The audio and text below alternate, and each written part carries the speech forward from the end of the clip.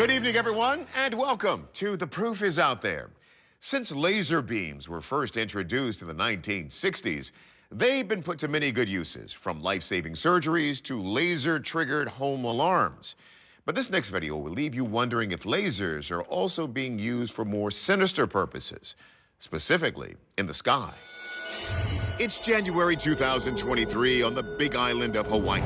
Atop the summit of the Mauna Kea volcano, a camera on the Subaru telescope captures the early morning sky over the Pacific. The camera is live streaming when, from out of nowhere, a series of green lasers appears to sweep across the sky from left to right. Take another look. It only lasts for about a second. And when we freeze it, we can clearly see the parallel green lines beam down from above, then flicker and disappear as quickly as they came. Astrophotography expert Andrew McCarthy says some wonder if these beams of light could be a directed energy weapon. Directed energy weapons use concentrated energy, like from a laser, instead of projectiles to destroy a target. This technology was first deployed in 2014 on the USS Ponce. The Ponce's 30-kilowatt infrared laser beam is a defensive weapon that can fry sensors, burn out motors, and detonate explosive materials.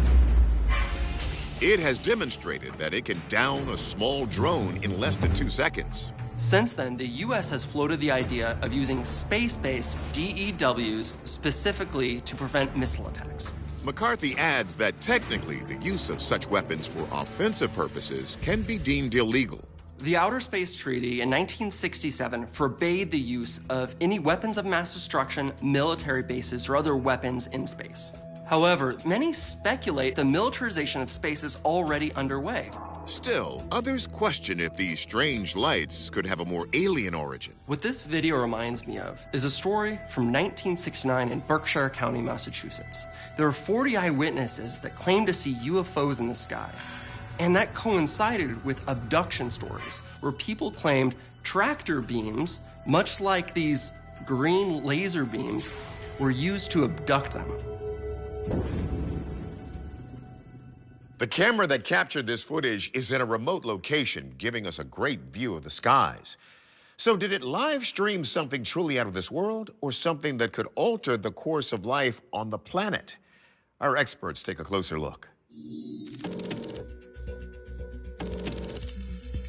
First, could this be something natural, like the Northern Lights? This is a level of uniformity that suggests this is a technology, this is not a naturally occurring phenomenon. Nature doesn't work with that much uniformity. If this isn't natural, could these green lights actually be some sort of alien technology, like tractor beams? There's nothing that's characteristic of UFO sightings. There's nothing I see here that can't be accounted for by Earth technology. So could this be a directed energy weapon capable of shooting at Earth from space? DEWs are meant to pinpoint a target, so it's unlikely beams from a weapon would have moved indiscriminately across the sky like this. And these lasers didn't seem to destroy anything in the process, so astronomer and video effects designer Mark D'Antonio has his doubts. At first glance, you would think that this could potentially have some type of military application, and that's not untrue. However, in-depth analysis shows that this is probably a scientific endeavor. There was some speculation that this was related to NASA's ISAT-2 satellite. However, upon further investigation, it turns out that the NASA ISAT-2 satellite actually wasn't in the area at that time. NASA did try to determine what satellite may have been in that particular region, and the satellite that NASA was able to pinpoint based on trajectory measurements was the Chinese Daqi-1. The official purpose of the Daqi-1 is to use the laser scanning technology known as LiDAR to measure pollutants.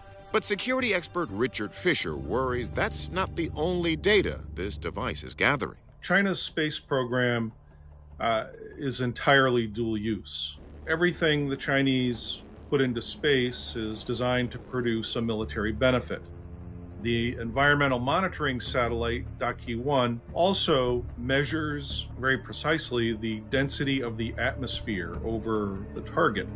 And this is crucial information for China's latest hypersonic glide vehicle armed missile. having accurate maps is crucial in a warfare scenario. So certainly it's not beyond the realm of possibility that data that's being collected here could be used in a military setting in the event of a war. Our verdict? These green beams are pollution-detecting LiDAR from a Chinese satellite, though there is a chance these lasers may also have had a more covert mission. This unusual pattern was likely visible that day because it was filmed with a special low-light camera, and dense atmospheric conditions caused the beams to expand and scatter. Now, let's get deep, like deep underwater. We've covered many incidents involving strange encounters between U.S. Navy warships and unidentified objects in the air. This story is about a famous encounter with an unidentified object in the ocean. And this one allegedly had teeth. 1978, on the Pacific Ocean, the USS Stein, a U.S. Navy destroyer escort, is conducting routine tests when suddenly the radar system responsible for identifying submarine threats becomes inoperable. The Stein heads for land and reaches dry dock, where, upon inspection of the sonar dome, the engineers find this. This vintage film shows the rubber no-foul coating of the sonar dome is shredded, with large tears as big as 4 feet long. And what's more, embedded at the bottom of the scratches are curved claws. The USS Stein incident has become one of the most famous incidents in the annals of cryptozoology that have to deal with a possible unknown sea creature. And of course, what's really remarkable is that we have this physical evidence of whatever it was that damaged this rubber no-foul coating. The no-foul coating is specifically designed to create a smooth, non-stick surface so barnacles and other sea creatures can't stick to it. The Navy called in their top scientist, a marine biologist by the name of F.G. Wood, in order to investigate and to examine these strange tooth-like or claw-like structures that were embedded in the rubber dome in order to see if they could identify and equate them to any type of known species. He concluded that they most resembled the so-called teeth that line the suckers of squids. The giant squid, a terrifying tale amongst seafaring folk that was widely considered a myth. But after corpses started to wash up on ocean shores and a Japanese science team caught one on camera back in 2012, it proved to be a real-life monster of the deep. Scientists believed these colossal creatures could grow up to 66 feet long. Giant squid, in addition to their 8 tentacles, they have these 2 incredibly long predatory arms with hooks or teeth in his suckers to grasp and tear prey apart. Upon examination of these teeth, F.G. Wood determined that the squid that left them behind would be somewhere in the neighborhood of 150 feet in length, which essentially is about half the height of the Statue of Liberty. We know that invertebrates are pretty much unlimited in terms of growth potential, particularly in the deep ocean. But there is another possibility, very real and very ugly. The frightful fish once thought to be extinct, the frilled shark. Until recent years, it was safe to conclude that the frilled shark had gone the way of the megalodon. This was mainly due to the rarity of sightings of the deep-sea creature, but new research is showing that this population is alive and thriving. And Gerhardt says the teeth of these sharks match the evidence. The frilled shark has 25 rows of teeth, and the fact that we found so many of these tooth-like structures embedded in the no-foul dome of the USS Stein would indicate that a frilled shark is one possibility. In 2014, 2 Greenpeace submariners had their own 20,000 leagues under the sea experience when a squad of red devil squid attacked their vessel. So we know they can get aggressive with man-made sea craft. Could a belligerent sea creature be responsible for what happened to the USS Stein?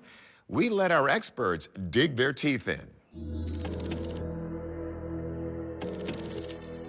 Could the damage be from the frilled shark, as Gerhardt suggests? I don't see the types of tooth marks that I would expect to see from a frilled shark. We would see evidence of serrated teeth.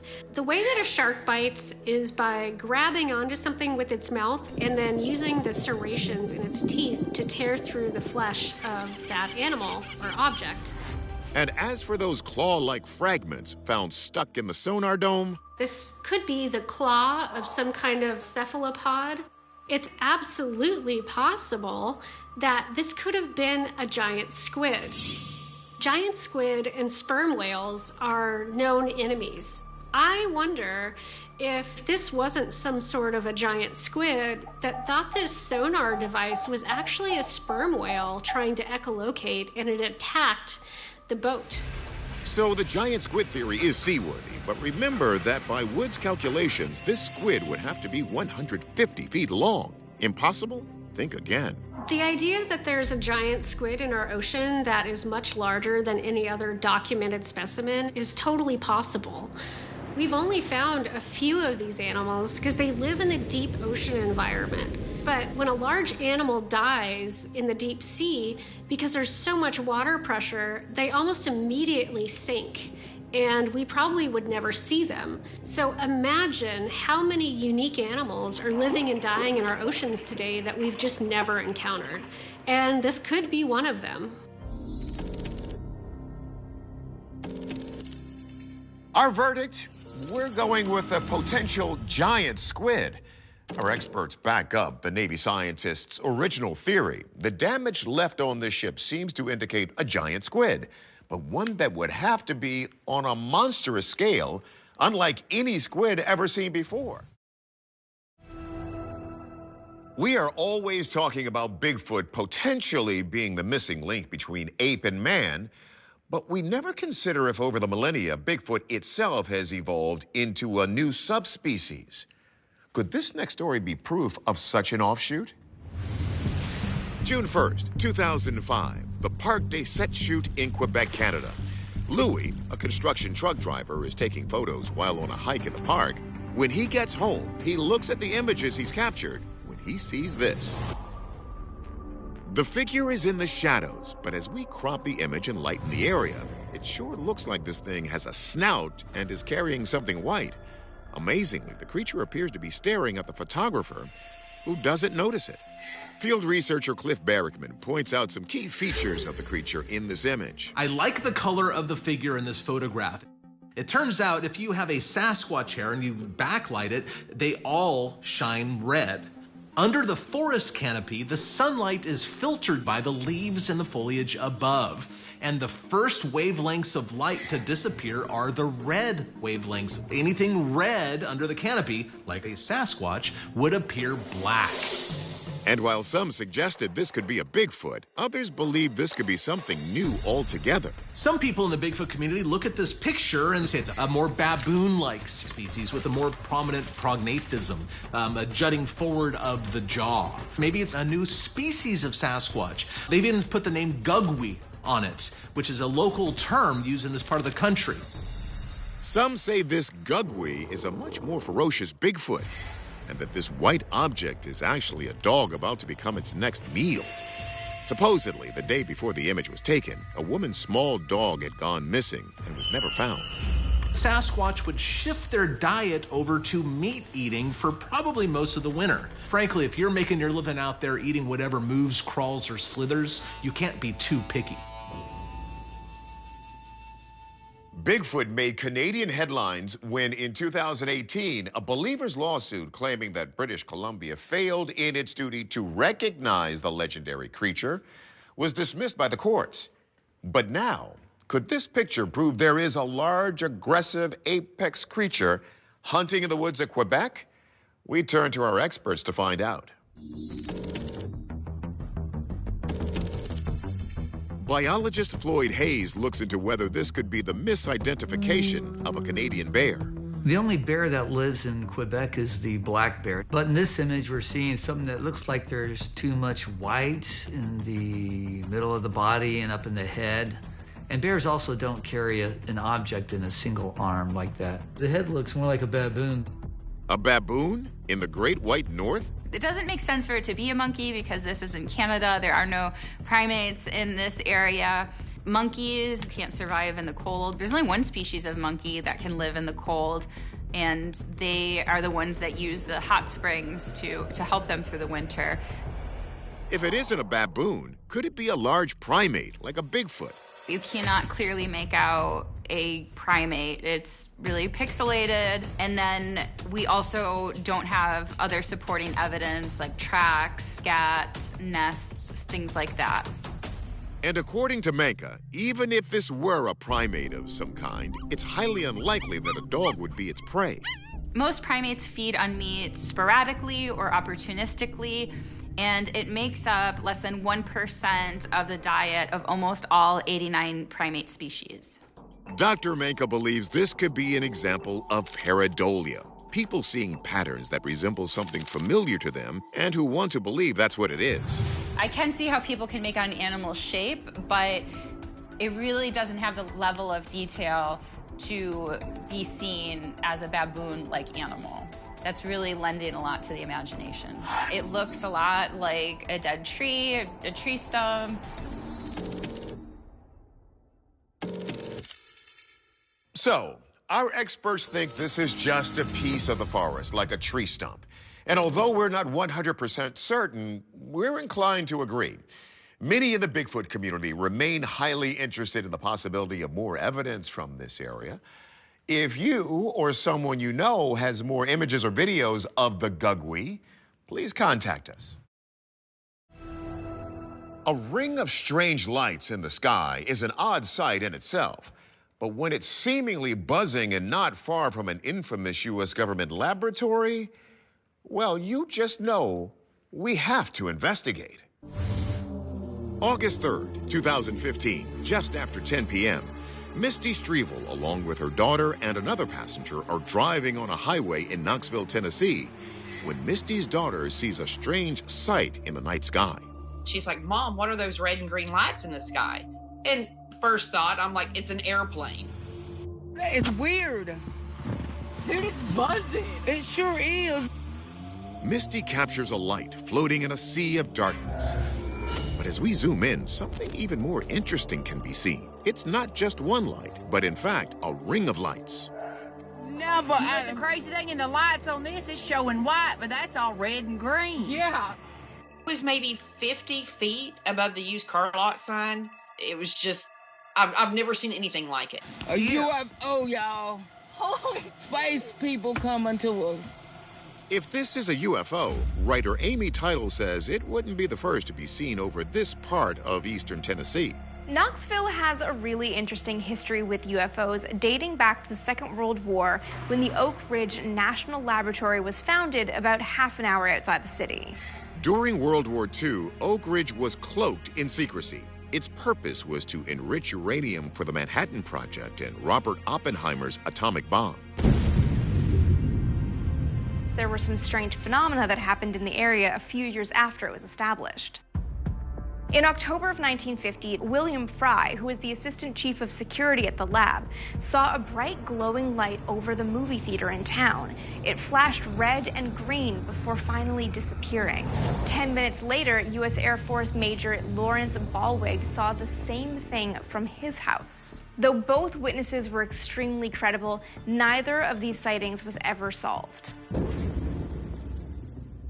What's even more eerie, 7 years after Misty's encounter, a similar ring of lights appeared again in 2022. So is what Misty saw a real deal UFO? Let's see what our experts think. We begin with physicist Matthew Shadagis. Is it possible that taking into account Oak Ridge's classified past, this light is a secret craft connected to the base? Oak Ridge National Laboratory is focused on nuclear physics, not aerospace. Oak Ridge is not Area 51 or Groom Lake. Moreover, you can't just fly a secret craft anywhere. These craft are going to be tested at specific ranges, usually in the middle of nowhere. If it's not secret U.S. government technology, is it possible these eyewitnesses were right on target? A UFO, y'all. Holy space people coming to us. Obviously, something is flying, but we don't see the extreme behaviors that oftentimes get attributed to UFOs.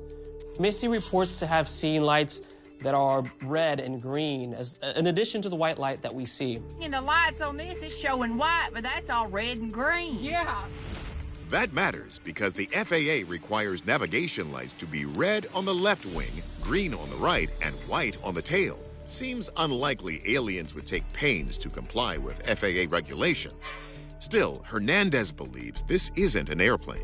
It was a hot summer day across Knoxville. The winds overall were calm, which were excellent for flying drones this specific day. We hear the noise of the propellers. Very confident that what we're looking at here is a drone. But Shadaga says, don't let your eyes and ears fool you. I can explain the noise as simply background noise of a noisy environment, and it's impossible to judge the distance to an object and its speed, especially at night, with no reference points. An object that is small and close to a camera will look the same size in the camera lens as an object that is both larger and far away. That's why Shadagas actually thinks this could be a balloon. I think this is a very special kind of balloon. I believe that what we are seeing here is part of something called the Google Loon Project. Loon was Google's experiment to provide internet access to rural and remote areas across the globe. The company used high-altitude balloons about 12 miles up in the stratosphere to create an aerial wireless network. It's a plausible theory, but Hernandez disagrees. Obviously, we can see this, but Project Loon balloons are fairly hard to notice given that they're about 65,000 feet above the surface, much higher than a commercial jetliner, and would be moving fairly fast with the jet stream. We don't see that kind of motion here.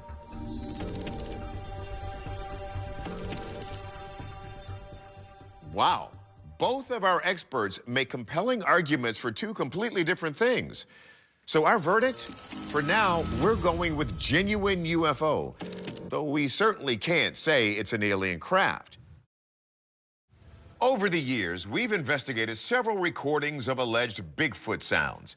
Some have turned out to be amateurish fakes. We debunk those easily. But not this one. Give it a listen. It's the night of July 2nd, 2022. In Loudonville, Ohio, Bigfoot Field Research Organization member Suzanne Ferenchek is with friends watching some early fireworks. Around 10 p.m., they hear something strange. When there was a quiet time, all five of us heard some howls.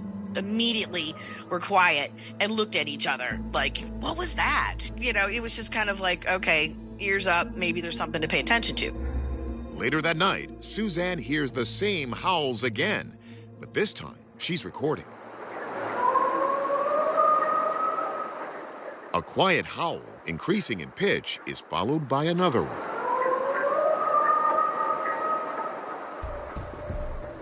This was at 3:42 a.m. I heard these howls, and they sounded similar to the ones that we had heard about 10 o'clock that night.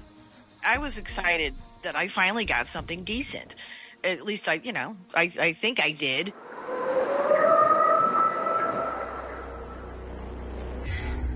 Suzanne's hometown of Loudonville is in a rural stretch of Ohio located right next to Mohican State Park, home to thousands of wooden acres. Many sighting reports come out of the immediate vicinity near Suzanne's property and for several miles in all directions. There is corn here for much of the year, and that corn not only gives Sasquatches and other animals places to hide and a possible food source, but it brings in the deer, the key to why Sasquatches might be in this particular area. That's because Barrickman and other Sasquatch researchers believe the creatures are omnivores, eating meat as well as vegetables. And Barrickman vouches for Suzanne herself. Suzanne is a friend. I know her, so we have a recording here that I don't have to question the motivation of the witness. So the only question left here is, what makes that noise?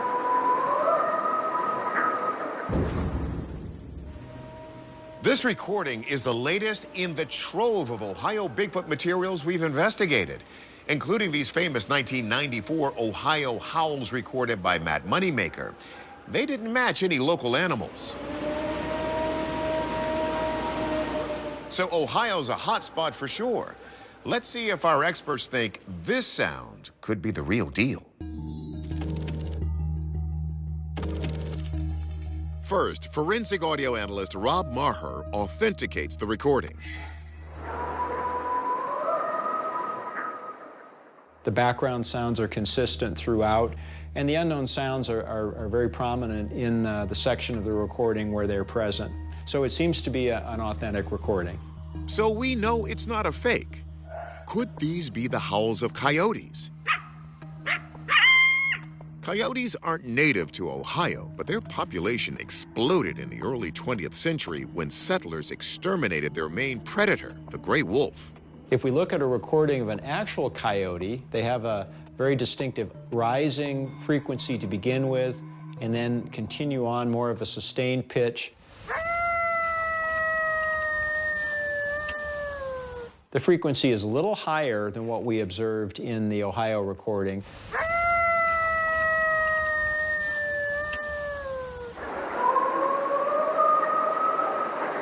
So, although this is similar, there are some significant differences here. So if it's not a coyote, could it be Bigfoot?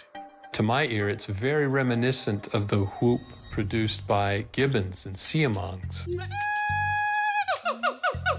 They have this inflatable throat sac that serves as a resonating chamber for projecting these extremely loud whoops that carry through the forest. I have suggested that if Sasquatch nests within this family of primates, they may as well possess these extralaryngeal sacs. Maher goes with the Bigfoot theory and decides to test this audio against the 1971 Sierra Sounds from California, believed by some to be a genuine Sasquatch. The Sierra Sound that's attributed to Bigfoot has a rising sound and then sort of a whoop.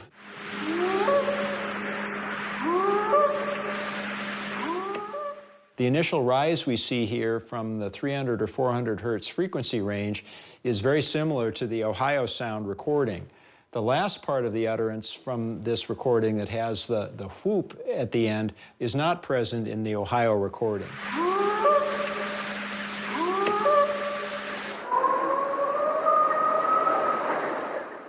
So although the first part of this is very similar to what's observed, the second part is different. But how about that other famous Ohio howl we told you about? If we compare the Ohio recording to the recordings from Matt Moneymaker, we can see the fundamental frequencies here are approximately in the same vicinity.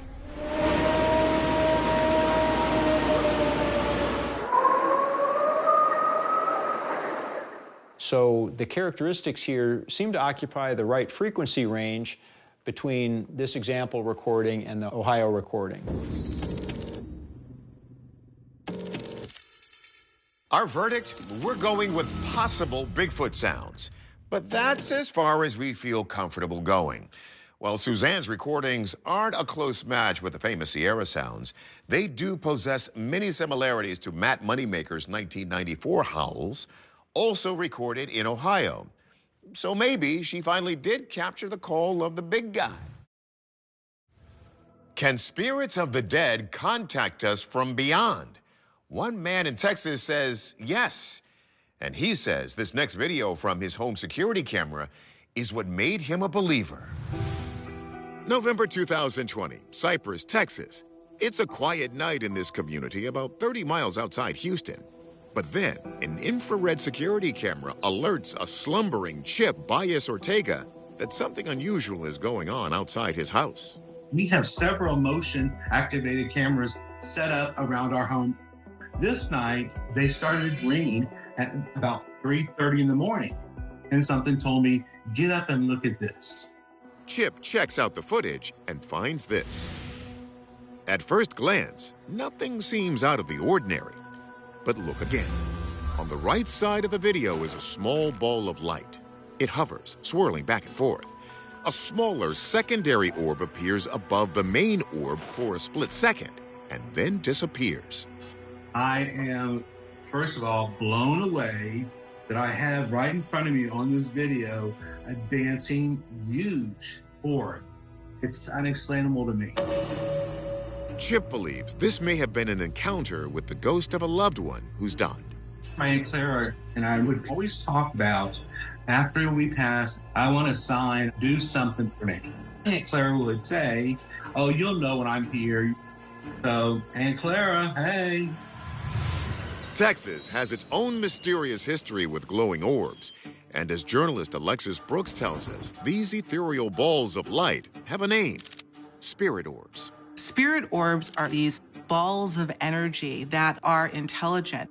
In the 1900s, there was another case that plagued East Texas, known as the Light of Saratoga. Legend has it that this railman was in a very, very horrible accident, was actually decapitated. And it's believed that the ghost of this brakeman is actually searching for his decapitated head. And it's his lantern that looks to be an orb sort of traveling down the tracks. You may remember when we covered the Marfa lights from West Texas, bright orbs that have mystified eyewitnesses. We weren't able to determine the cause for that light show. Could this more intimate spirit orb help explain what's lighting up the Lone Star State? It's time to conjure our experts. We begin with forensic video analyst Michael Primo to answer our first question. Is this security camera footage even authentic? Through a structural analysis, we were able to identify the signature from the Blink camera app. Through a manual comparison of that structural data with other known Blink exhibits, no editing signatures, no third-party signatures, no CGI. So yes, this video is real. If what we're seeing is real, could the glow of these orbs be from a nearby light source, like the passing cars? When headlights appear, the orbs are still there. When the headlights disappear, the orbs are still there. They're also not in alignment with those headlights, so it doesn't appear to be headlights. Perhaps our lights aren't emitting from an artificial source, but what about a natural one, like fireflies? Fireflies that you see in some areas of the country flash, but they flash by flashing on and off. They don't really flash in the way that this appears to be flashing. How about a moth? Typically, you would see the wings moving if it was a moth. I don't see any wings flapping here. I think this is something we actually see fairly often on security camera footage, which is a spider web. A thread of spider web can be just 0.003 of a millimeter across. That's thinner than a strand of human hair. That's why we don't see the web, just a byproduct left behind. If there's a spot on the strand, which sometimes is a spot of the spider's glue, that will reflect the light from the infrared camera. Spider glue is a substance in the spider's glands that makes the lines of the web sticky by absorbing water from the atmosphere. West says this orb isn't yards away from the camera, merely inches. Here's the camera, here's the spider silk, just like 1 or 2 inches in front of it. So it's just kind of drifting around, and it just gradually moves across the scene and then back again.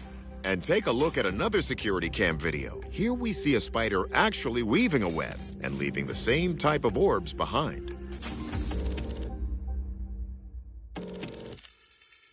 Our verdict, spider web. Much as nature intended, this near-invisible silk has us caught in its phantom thread.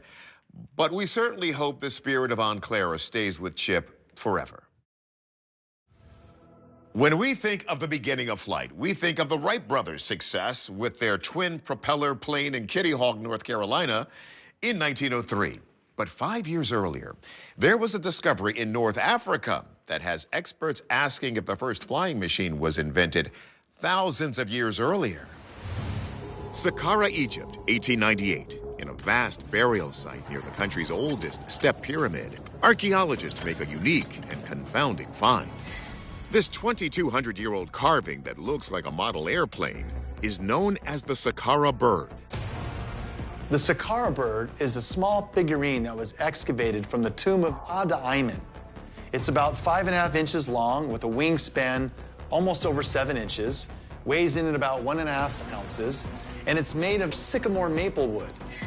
Most experts think it's a model of a bird, and for years it was kept with other ancient bird art in the Egyptian Museum in Cairo. But when it was rediscovered in 1969 by Egyptologist Khalil Massia in a box of old exhibits, a new, more radical theory emerged. All the characteristics of this model are more intrinsic to a modern-day airplane than that of a bird. Its aerodynamic precision and shape of the wing and fuselage all seem to have similarities to modern engineering. Messiah also noted that typical ancient Egyptian bird models have their wings folded back and also have legs and painted feathers, but the Saqqara bird does not. This led him to believe that this was a scale model of a glider, albeit one that was lacking a key component. There seems to be a missing 90-degree tail that has yet to be discovered. And you can see that there's a notch that may have contained that at some point. Some researchers have looked at the rear end of this craft and said, without that missing tail fin, this wouldn't have the aerodynamics to have capable flight. Yet Messiah claimed the back of the glider could serve as a rudder to keep it going straight. Still, how could the people of Egypt have such advanced aeronautics more than 2 millennia before the first plane? Is it possible they learned it from extraterrestrials? Well, British astronomer Charles Piazzi Smythe believed the Egyptians used the Great Pyramid of Cheops as an astronomical observatory, and there's evidence they charted what they saw in the skies on their tombs. So did the ancient Egyptians gain more knowledge from their observations than we'll ever know? This is one of the many reasons why the Saqqara bird could be so controversial. The Egyptian Ministry of Culture created an entire committee to investigate Messiah's findings and agreed the Saqqara bird does display advanced principles of aircraft design.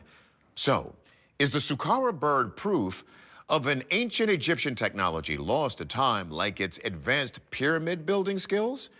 Let's see if our experts can shake a tail feather on this one.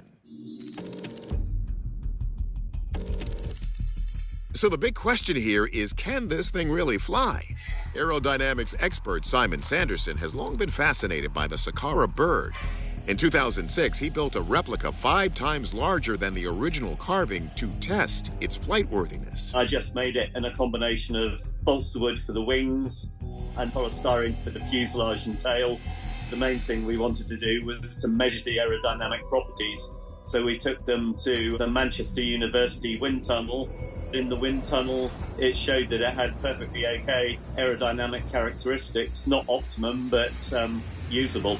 Sanderson continued his research at Liverpool University, where he programmed the bird's specifications into a flight simulator and added a tailplane. The simulation showed the design could have achieved flight, but likely not for long given its glide angle, the angle at which the flight path intersects with the ground. The properties are such that the glide angle might not be very good, but I would say, if anything, it was something that was being used to explore flight. So we might see this object as a sort of paper airplane or cardboard glider, toys we all put together when we were children. And anthropologist Kathy Strain wonders if that's all this is. I would expect that if Egyptians understood how to create flight, that we would see hieroglyphs that depicted them flying, and yet we don't have anything like that. This, to me, is just something that the person loved when they were a child, and they buried it with them for him to have it on the other side. It's just simply a toy.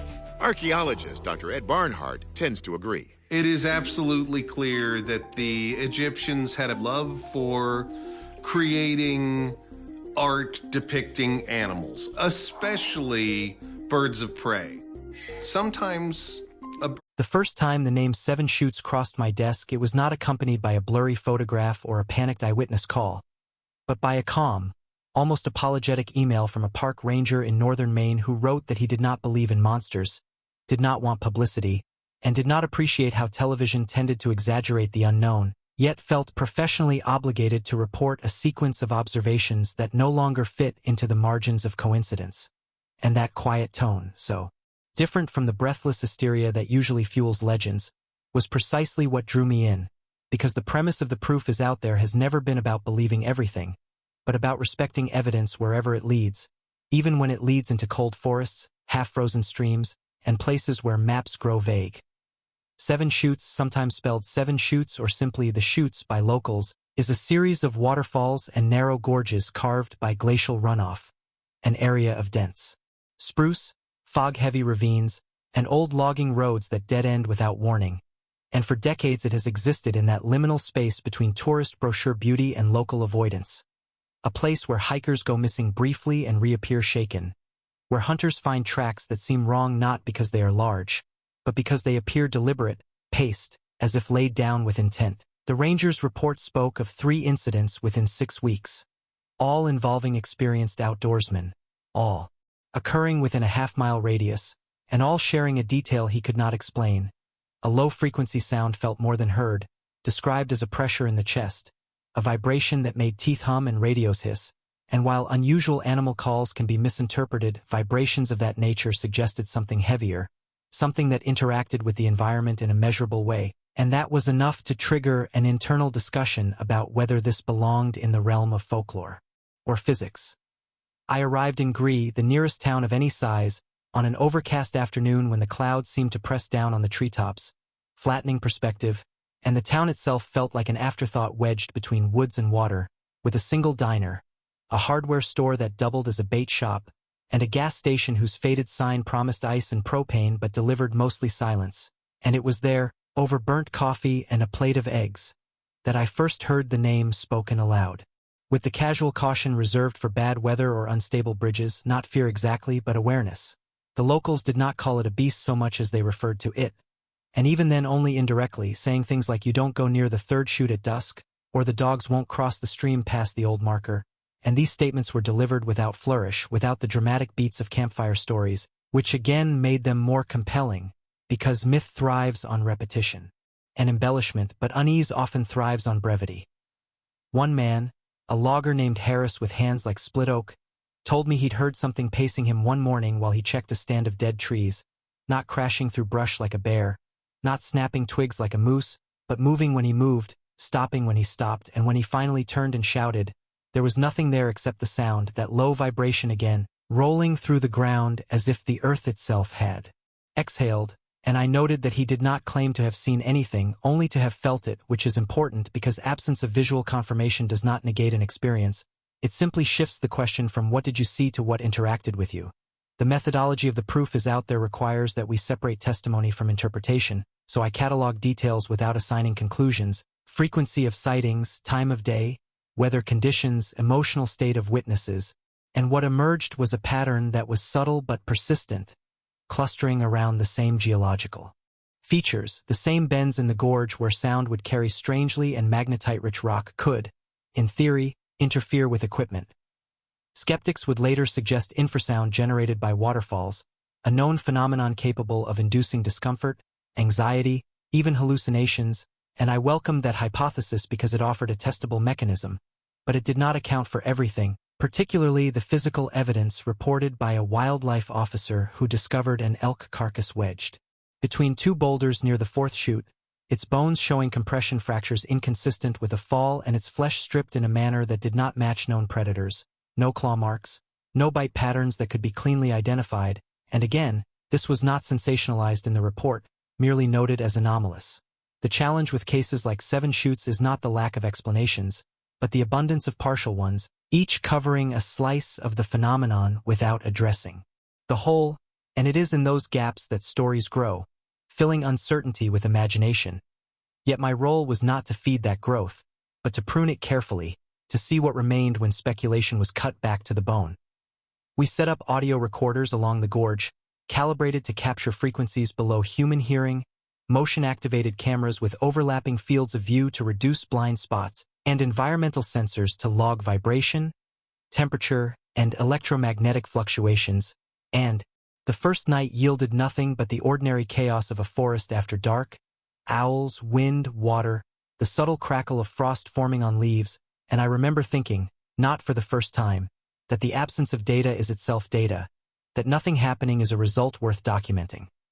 The second night, however, at precisely 2:17 a.m., 3 sensors spiked simultaneously, recording a low-frequency oscillation that lasted 12 seconds, long enough to be more than a transient noise, and, during that window 2 cameras experienced brief interference, not total failure but a distortion like heat shimmer, though the temperature was well below freezing, and when we reviewed the footage frame by frame there was no clear shape, no silhouette to freeze and circle, just a suggestion of movement in the mist, a displacement of fog that did not align with wind patterns, and I could already hear the critics, rightly, pointing out that fog is notoriously deceptive, that pareidolia thrives in grainy footage, and that humans are excellent at seeing what they want to see, which is why I resisted the urge to label it anything at all, instead focusing on the measurable, the timestamps, the sensor logs, the fact that something had interacted with our instruments in a coordinated way. The following day, we interviewed a couple who had been hiking the area the previous summer and described encountering what they thought was a moose until it stood and seemed to adjust its posture. Not rising on hind legs like a bear, but straightening in a way that suggested an upright frame already there. And again, this is where language fails because witnesses reach for familiar categories to describe unfamiliar stimuli, and the act of description becomes an act of distortion. But their account included a detail that echoed others, the sound, that chest-humming vibration, which they felt before they saw anything, as if it announced itself through physics before biology. Skeptics later suggested seismic activity, minor tremors common in glacial regions, but there were no corresponding records from geological surveys, and while instruments can miss micro-events, the consistency of timing across independent sensors argued against coincidence. By the end of the week, the phrase "the Beast of Seven Chutes" had begun to circulate online, despite our efforts to frame the investigation carefully, and I felt that familiar tension between responsible inquiry and public appetite, because once a label sticks, it shapes interpretation, turning every shadow into confirmation, every anomaly into proof, which is precisely what the show seeks to avoid. Yet the title had already taken on a life of its own, conjuring images of fur and fangs that none of the evidence explicitly supported. What we did have was a convergence of environmental anomalies, eyewitness sensations, and physical traces that resisted easy categorization, and as I stood near the edge of the gorge one evening, listening to the water crash through stone, feeling that subtle vibration ripple up through my boots, I was struck not by fear, but by a sense of scale, the reminder that our understanding of the natural world is both vast and incomplete, that there are interactions we have yet to fully map, and that sometimes the most honest answer to the question "what is out there" is not a creature, but a process, a system behaving in ways we do not yet fully understand. Still, as the light faded and the forest seemed to lean inward, there was that moment, brief and undeniable, when the vibration returned, stronger this time, and the air itself seemed to thicken, and every rational explanation I had catalogued lined up in my mind like a defensive wall, useful, necessary, but not yet sufficient, because something had triggered that response again, and until we could identify it, the case of Seven Chutes would remain open, suspended between myth and measurement, a reminder that proof is not always a single dramatic revelation, but a slow accumulation of questions that refuse to go away.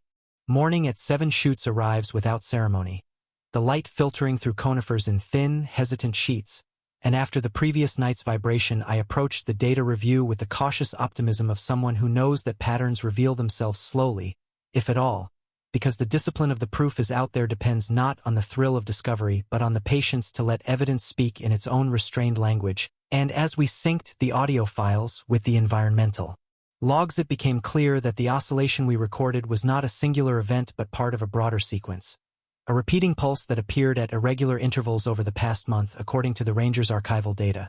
Always between 1:40 and 3 a.m., never during heavy rain, rarely during full daylight, and most frequently when the temperature hovered just below freezing, a detail that suggested not an animal's circadian rhythm but a physical condition, a threshold at which water, rock, and air interacted differently. Skeptics might argue confirmation bias, but the timestamps were objective, and when we plotted them against barometric pressure and stream flow rates, a correlation emerged that could not be dismissed outright, indicating that whatever produced the vibration was sensitive to subtle environmental shifts, which raised the possibility of a natural mechanism intensified by seasonal conditions, yet that still left unanswered the reports of pacing of something responding to human movement, because waterfalls do not track footsteps and infrasound does not pause when a man stops to catch his breath. I revisited Harris at the logging site where his experience occurred, noting the terrain, the slope, the way sound carried along the cut lines, and asked him to retrace his steps as best he could, and as he did we recorded ambient noise, footfall vibrations, and the slight echo produced by his movements, and while the environment did amplify certain frequencies, there was no evidence that it could mirror his pace so precisely, and when he stopped abruptly, the forest settled into a familiar quiet that lacked the oppressive pressure he had described, which again placed his experience in that uncomfortable middle ground between subjective sensation and objective absence. Later that afternoon, a biologist specializing in large mammals joined us, bringing with her a pragmatic skepticism honed by years of fieldwork.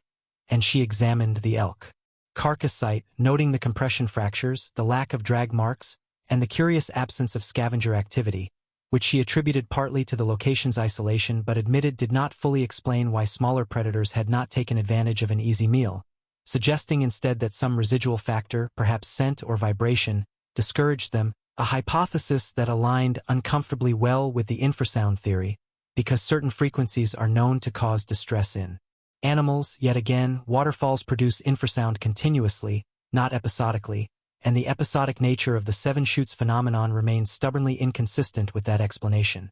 The local historical society provided another layer of context, not as proof but as cultural background, sharing accounts from early settlers who spoke of the ground singing near the falls during late autumn, a phrase that modern readers might dismiss as poetic exaggeration, but which took on new significance in light of our recordings, and even older indigenous oral histories referenced a place where sound lived in the stone, cautioning travelers to move quietly and respectfully, not because of a monster, but because loud disturbance was said to wake something restless, and while it would be irresponsible to conflate spiritual narratives with empirical data, it would be equally irresponsible to ignore the continuity of human observation across centuries, especially when the descriptions aligned metaphorically if not literally.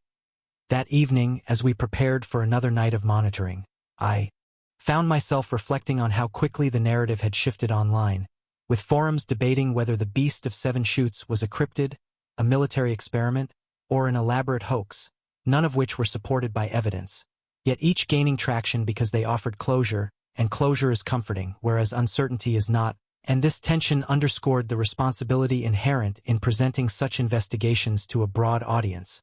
Because the line between exploration and exploitation is thin, and crossing it can undermine trust in the very process of inquiry.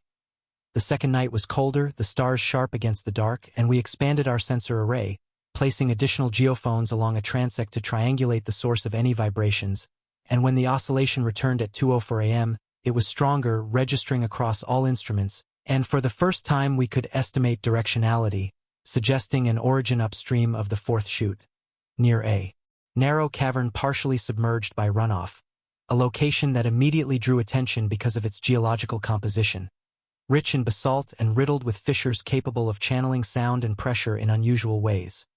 As the vibration built, I felt it again, that subtle tightening in the chest, the sense that the air itself was being compressed, and while subjective sensation cannot be measured directly, the instruments confirmed an increase in low-frequency energy, and simultaneously, one camera captured a brief disturbance at the edge of the frame, not a figure, but a displacement of water at the cavern mouth, as if something large had shifted within, and in that moment, the idea of a beast felt both too simple and too complex, because if something occupied that space, it would have to navigate a harsh environment with limited resources, yet the ecosystem showed no signs of sustaining a large unknown predator, no consistent tracks, no population impact beyond isolated incidents which argued against a biological explanation while leaving room for something else entirely.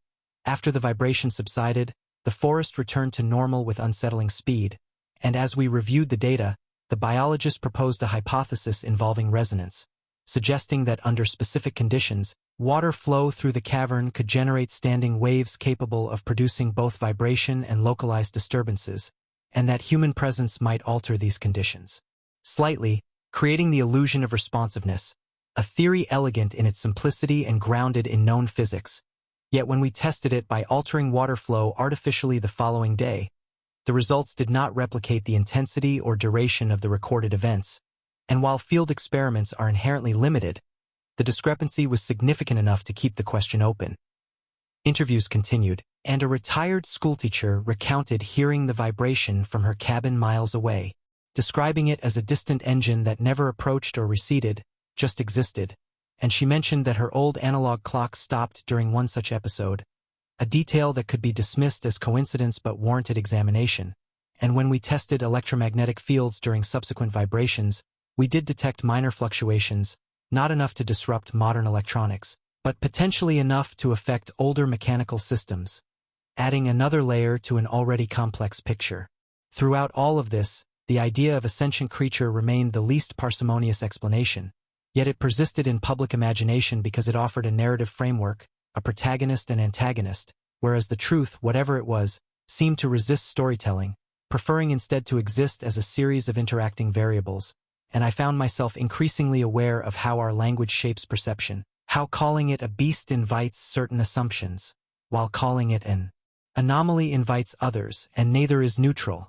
On the final night of this phase of the investigation, we decided to approach the cavern cautiously, not to provoke or intrude, but to observe at closer range, and as we stood there, the sound returned, louder than before, reverberating through the rock in a way that was unmistakably physical, and for a brief moment, the water at the cavern mouth receded slightly, as if displaced from within, and although no shape emerged, the force was undeniable, enough to send ripples across the pool and register sharply on our instruments.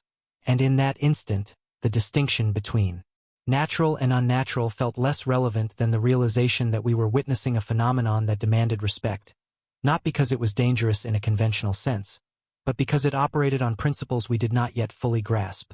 When the vibration ceased, we withdrew not out of fear, but out of recognition that pushing further without understanding could compromise both safety and integrity. And as we packed up, I was struck by how the case of 7 Chutes had evolved, not toward a neat conclusion, but toward a deeper appreciation of complexity, of how environments can produce effects that feel purposeful without being sentient, responsive without being alive. And yet, even as I lean toward a physical explanation, I cannot dismiss the consistency of human experience, the shared sensations reported across time and background, which suggests that whatever is happening here interacts with us in a way that feels personal, and that feeling, whether generated by physics or something else, is powerful enough to shape belief, and belief, in turn, shapes behavior, leading people to avoid certain places, to speak in lowered voices, to assign names to the unknown. And as we left 7 Chutes, the question remained not, is there a beast? But what is the nature of this interaction? A question that would require further investigation, refined hypotheses, and perhaps a willingness to accept that some phenomena occupy a space between categories, not as evidence of the supernatural, but as reminders of how much remains to be understood. Returning to 7 Chutes after a brief hiatus felt less like resuming an investigation and more like re-entering a conversation that had continued without us, because places with persistent anomalies do not pause for observers. They simply wait, and during the weeks we were gone, new reports accumulated quietly through ranger logs and local word of mouth, none dramatic enough to make headlines, yet collectively reinforcing the sense that whatever phenomenon we were studying had not dissipated. With attention, which in itself argued against hoaxing, since staged events tend to cluster around moments of publicity rather than persist in its absence. The ranger who first contacted us noted that trail cameras set up independently by the Forestry Service had recorded a noticeable decline in nocturnal animal movement near the 4th and 5th chutes during periods when the low-frequency events occurred, an ecological response that was subtle but measurable, suggesting not fear in a cinematic sense but avoidance, a behavioral adjustment consistent with discomfort rather than predation, and this distinction mattered because animals adapt quickly to threats they can categorize, yet remain cautious around stimuli that disrupt their sensory frameworks.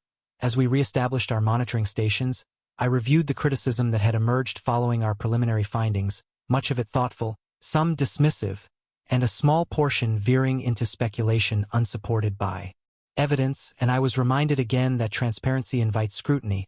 But scrutiny is not the enemy of truth, it is its sharpening stone, and several geophysicists had proposed refined models involving resonance chambers formed by glacial erosion, suggesting that under specific hydrological conditions these chambers could amplify vibrations generated by water movement to levels detectable miles away, a hypothesis that fit many data points yet struggled to account for the apparent responsiveness to human presence, unless one accepted that human movement altered microconditions in ways that tipped an already unstable system into resonance, a possibility that was difficult to test but not impossible.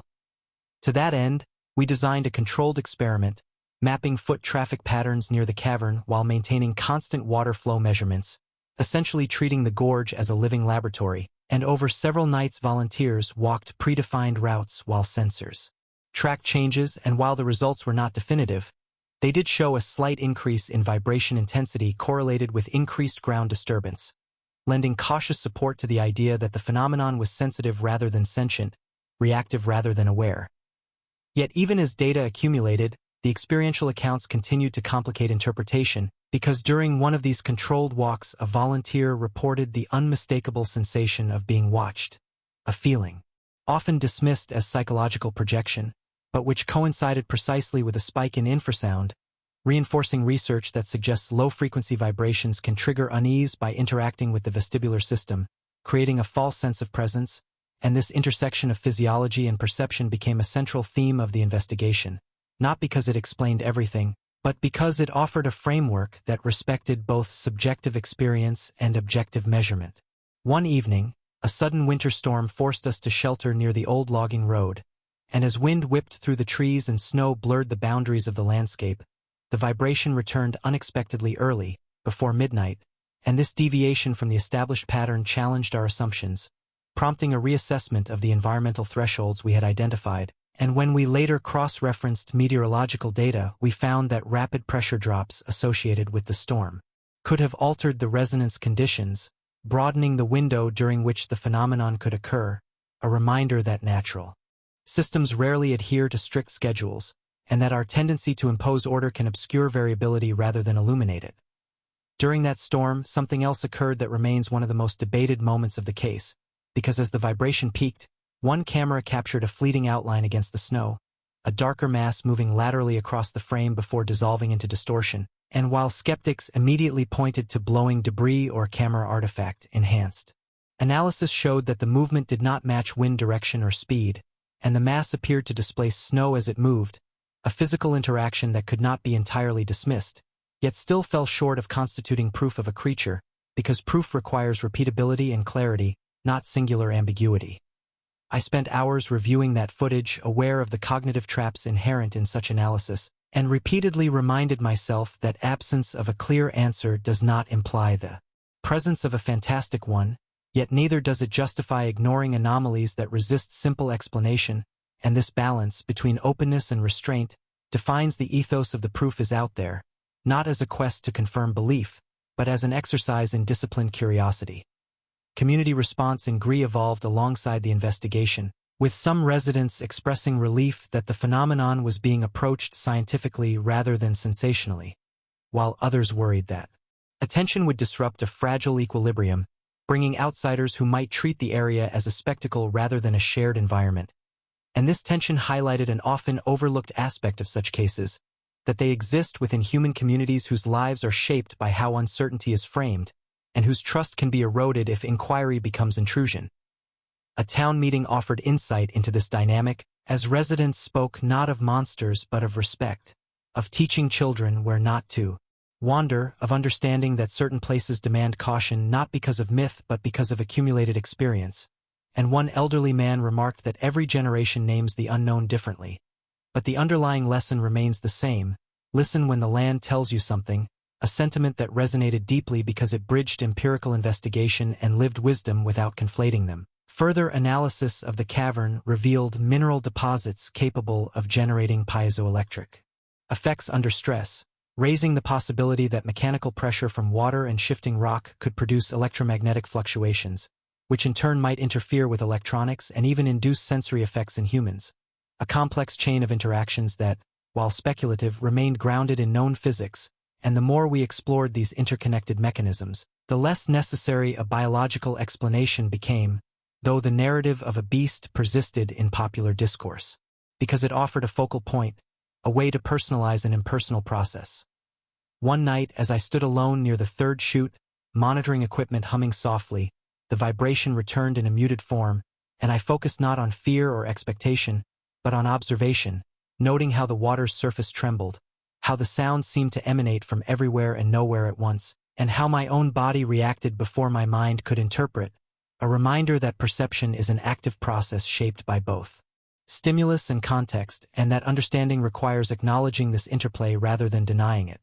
When the vibration faded, leaving only the constant rush of water, I felt not disappointment but clarity, because the absence of a dramatic revelation reinforced the central lesson of the case, that phenomena like seven chutes are not puzzles with single solutions, but systems whose complexity defies reduction, and that the human impulse to label them as beasts or anomalies reflects our desire for narrative closure rather than the nature of the events themselves. As we compiled our findings, the question shifted subtly from what is causing this to how should we respond, because regardless of origin, the effects were real, influencing behavior, shaping local culture, and challenging assumptions about the boundaries between environment and observer. And in that sense, the Beast of Seven Chutes existed not as a creature lurking in the forest, but as a convergence of sound, stone, water, and human perception, a phenomenon that revealed as much about us as it did about the land. Yet even with this framing, unanswered questions remained, particularly regarding the occasional physical disturbances that seemed disproportionate to known mechanisms. And it was these gaps, these edges of understanding, that kept the investigation open, inviting further study rather than definitive conclusions.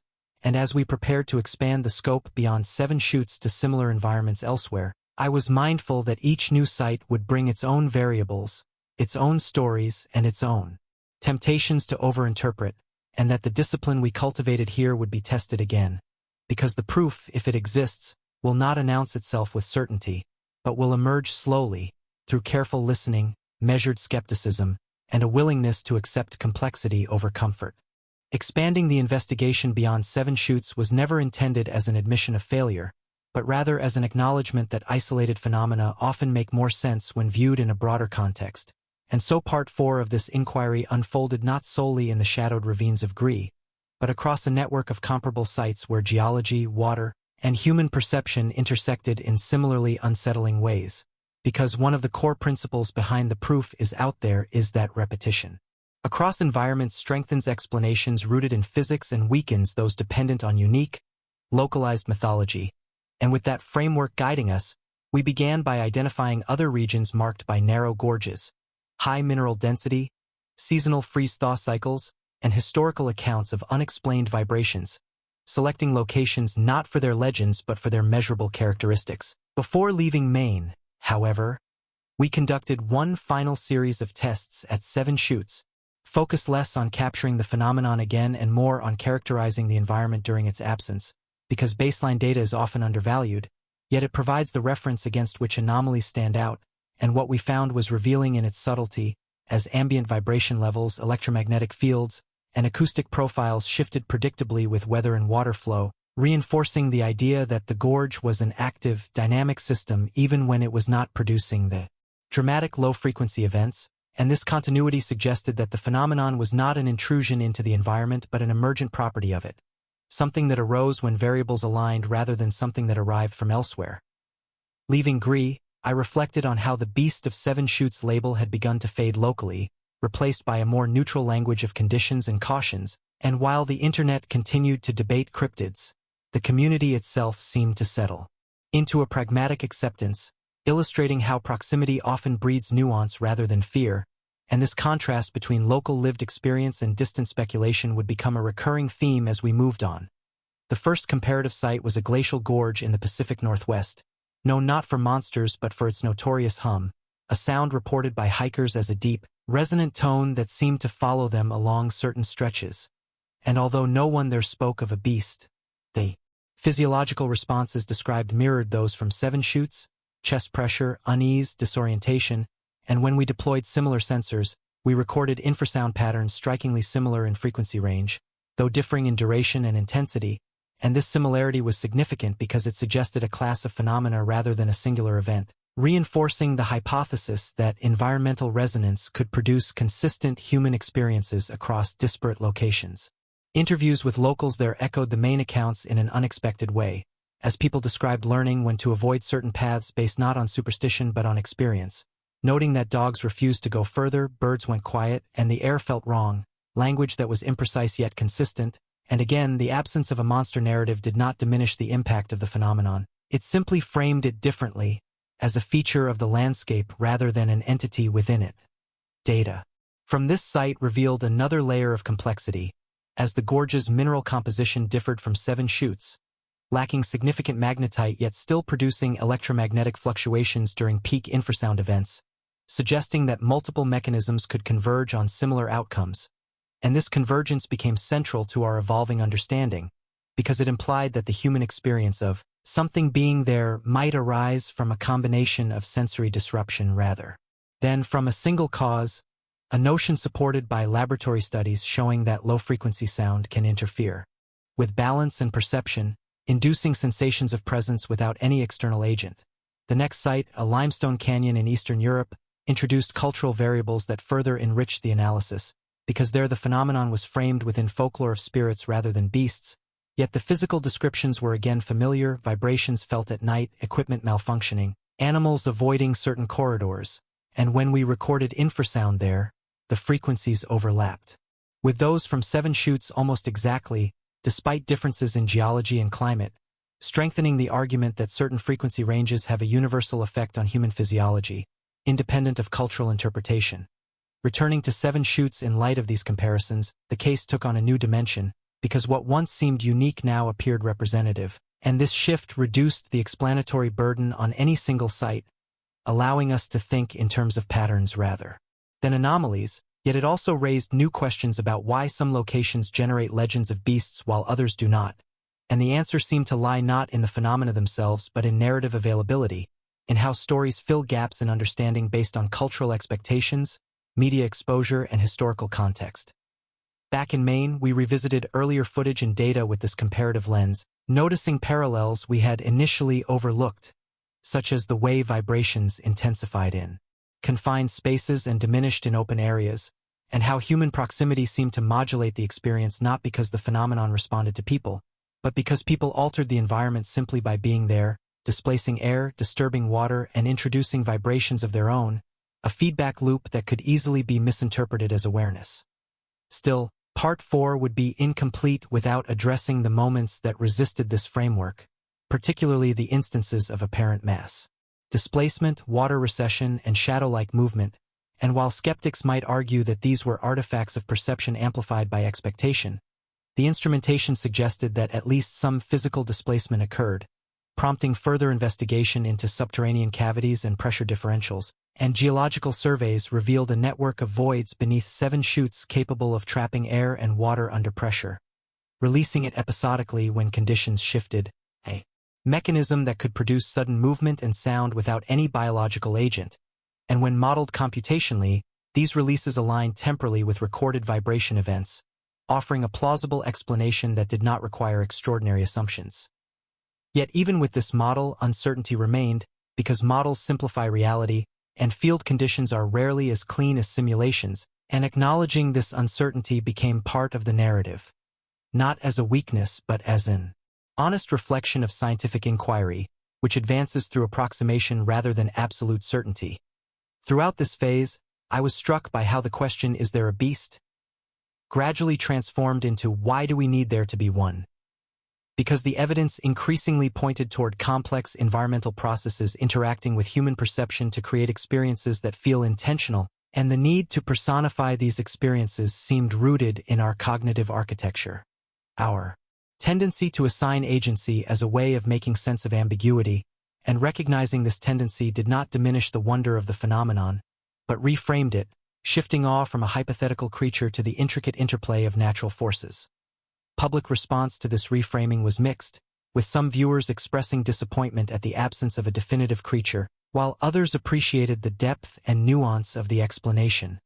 And this divergence highlighted a broader cultural tension between entertainment and understanding, one that The Proof Is Out There navigates continually, striving to engage curiosity without sacrificing rigor. As Part 4 drew to a close, the investigation stood at a crossroads, armed with comparative data, refined hypotheses, and a clearer sense of the mechanisms at play, yet still open-ended enough to invite further exploration, because while we could now argue convincingly that the Beast of Seven Chutes was not a biological entity in the traditional sense, we could not deny that the phenomenon itself was real, impactful, and worthy of continued study, and perhaps the most important insight was that truth does not always reside in choosing between myth and science, but in understanding how they intersect, how human experience translates environmental signals into stories, and how those stories, in turn, shape our relationship with the world around us, a realization that set the stage for the next phase of inquiry, one that would delve deeper into human perception itself, examining not just what is out there, but how we come to believe it is watching us.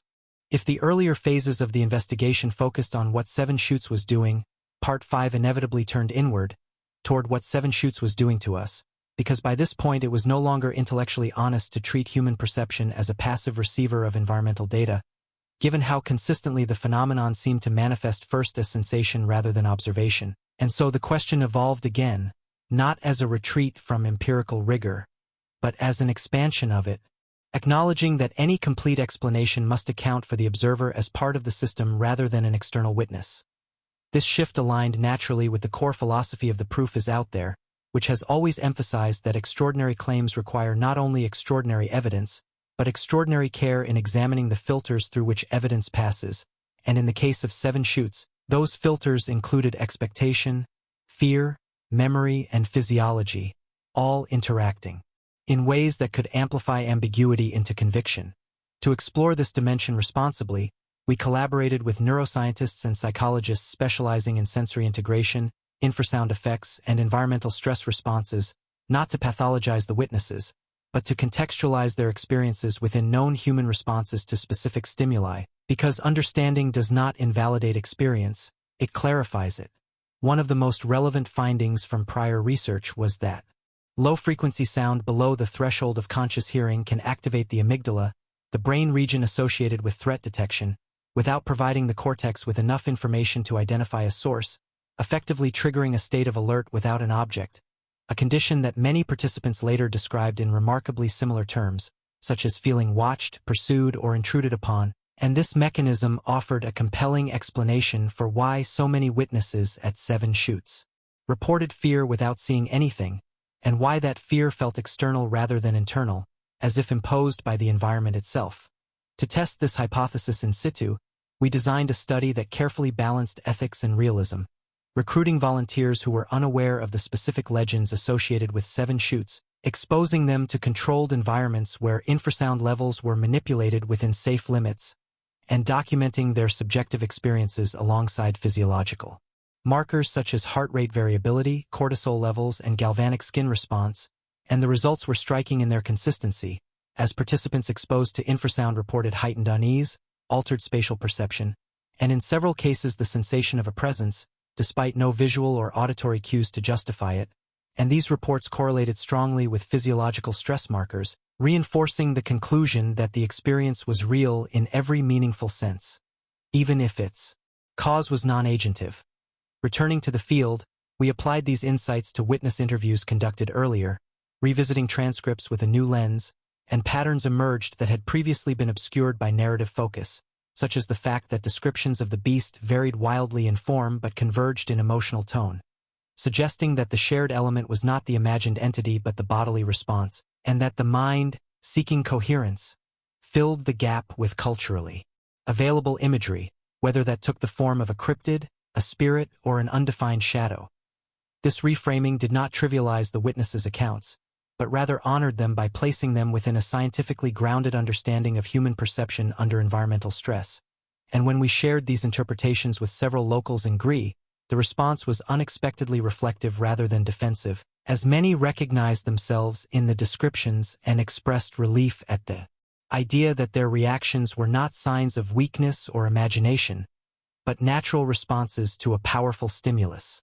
Still, not all aspects of the phenomenon could be comfortably nested within this framework, because certain reports included physical interactions that extended beyond subjective sensation, such as objects vibrating, water shifting, and animals reacting en masse, and while these could be explained by the same environmental triggers, they served as reminders that perception alone was not sufficient as an explanatory endpoint, but rather one component in a larger system that included geology, hydrology, and biology.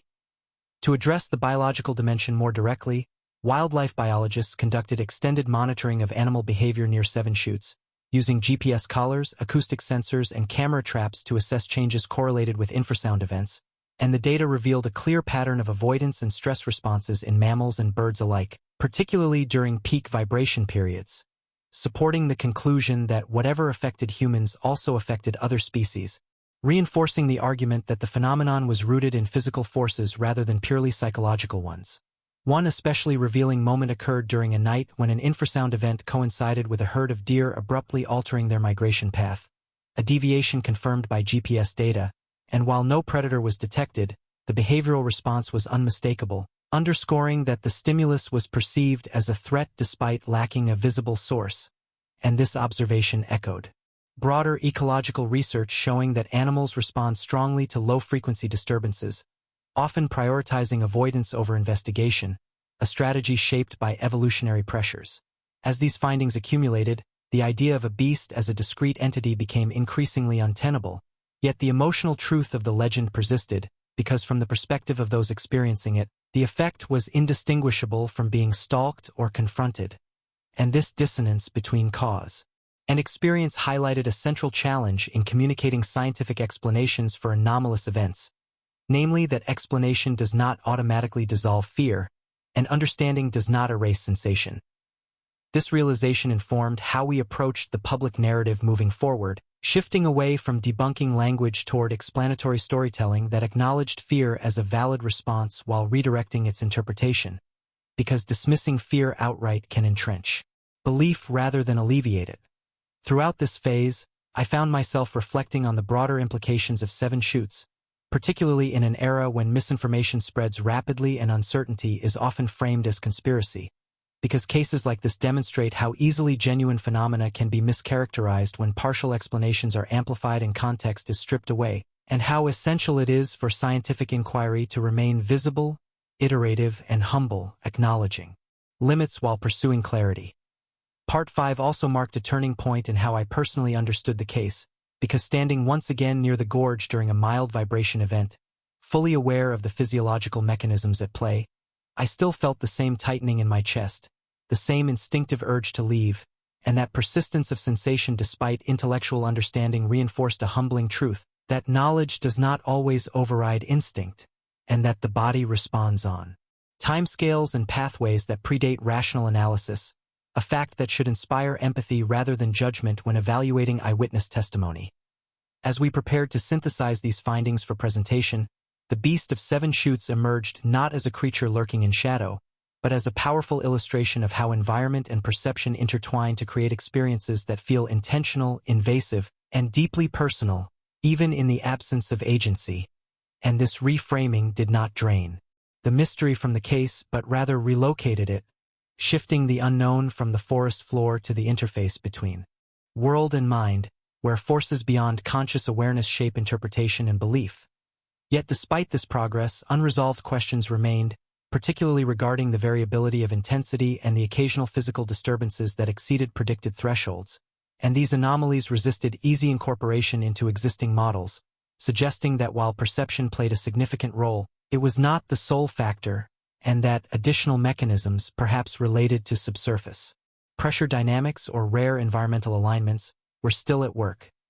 As Part 5 concluded, the investigation stood at a new threshold, having demystified the idea of a beast without diminishing the reality of the experience, and poised to explore the remaining gaps with renewed focus, because the proof, as always, was not a single revelation, but a mosaic of insights that together painted a more nuanced picture of what it means to encounter the unknown, a picture that would be further refined in the next phase, where we would confront the lingering anomalies head-on, not to resurrect the beast, but to understand why traces of it still seemed to linger in the data. By the time we entered the 6th phase of the investigation, the shape of the mystery had narrowed without truly shrinking, because while many elements of the 7 Chutes phenomenon now fit within a coherent explanatory framework, a handful of stubborn anomalies continued to resist assimilation, lingering like loose threads that refused to be woven neatly into the larger tapestry, and it was precisely these outliers that demanded attention, not because they overturned what we had learned, but because ignoring them would undermine the integrity of the entire inquiry, as the proof is out there has never been about declaring victory over uncertainty, but about pursuing it honestly wherever it persists. These remaining anomalies fell into 3 broad categories, each troubling in its own way, the first involving instances of unusually strong physical displacement, the second involving temporal irregularities in the vibration patterns, and the third involving rare but consistent reports of apparent structure or form, not detailed enough to identify, yet persistent enough to challenge purely abstract explanations, and rather than treating these as evidence of a hidden creature, we approached them as stress tests for our existing models, asking not what extraordinary conclusion they demanded, but what assumptions they might be quietly exposing as incomplete.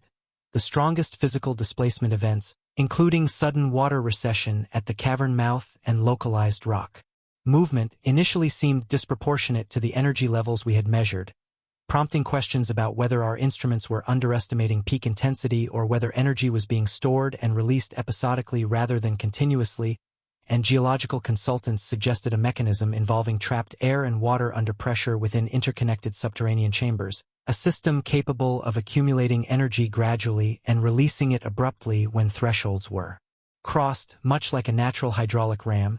And when we examined subsurface scans with this possibility in mind, the data revealed voids and constrictions arranged in a way that supported intermittent pressure buildup, offering a plausible explanation for sudden force without requiring an external agent. To test this hypothesis, we installed additional pressure sensors in accessible fissures and monitored them over several weeks.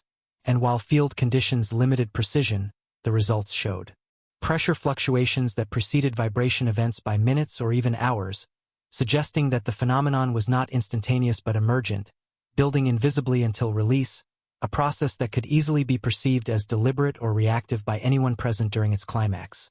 The second category, temporal irregularities, proved more challenging, because although most vibration events clustered within predictable windows, a minority occurred outside those patterns, sometimes earlier in the evening, sometimes closer to dawn, and while meteorological factors explain some deviations, others remained unexplained, leading to speculation about additional triggers such as distant seismic activity, human-induced vibrations from logging operations miles away, or even atmospheric phenomena like temperature inversions.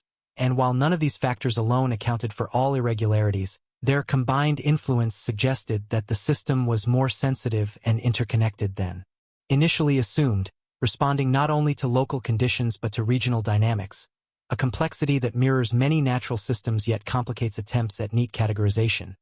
The third category, reports of form or structure, required the most delicate handling, because this was where skepticism and empathy needed to coexist most carefully, as witnesses described fleeting impressions of mass, height, or movement that did not resolve into identifiable shapes. And while such impressions could be readily explained by sensory disruption and expectation, their consistency across independent accounts warranted examination, not as proof of a creature, but as data points in understanding how the brain constructs spatial awareness under unusual conditions.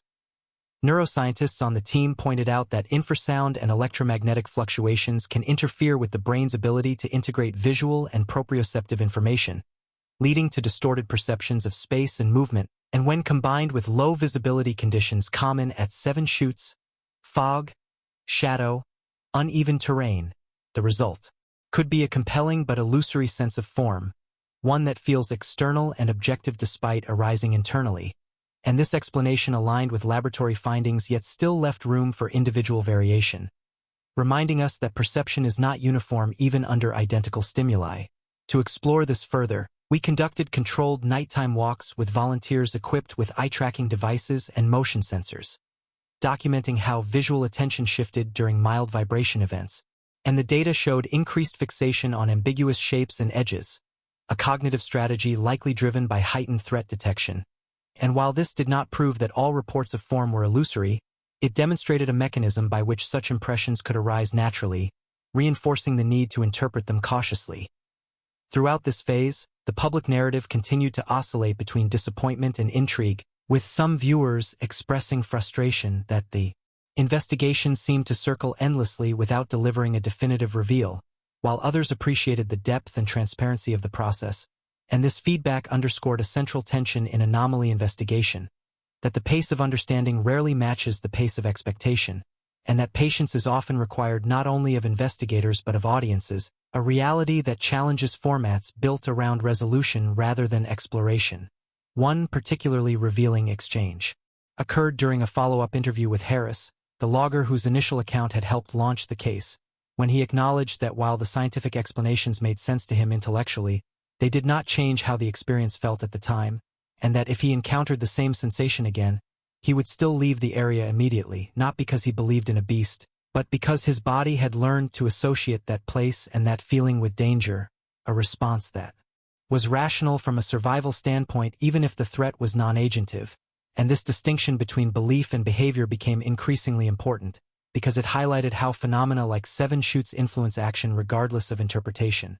As we prepared a comprehensive synthesis of findings, the investigation reached a philosophical inflection point, because while we could argue persuasively that the beast of Seven Chutes was not a biological entity, we also had to confront the fact that the phenomenon's impact was indistinguishable from that of a predator in certain respects, shaping movement patterns, inducing avoidance, and altering local behavior across species. And in ecological terms, this meant that the phenomenon functioned as an agent even if it lacked agency, a concept that challenged conventional categories but fit comfortably within systems thinking, where effects matter as much as causes.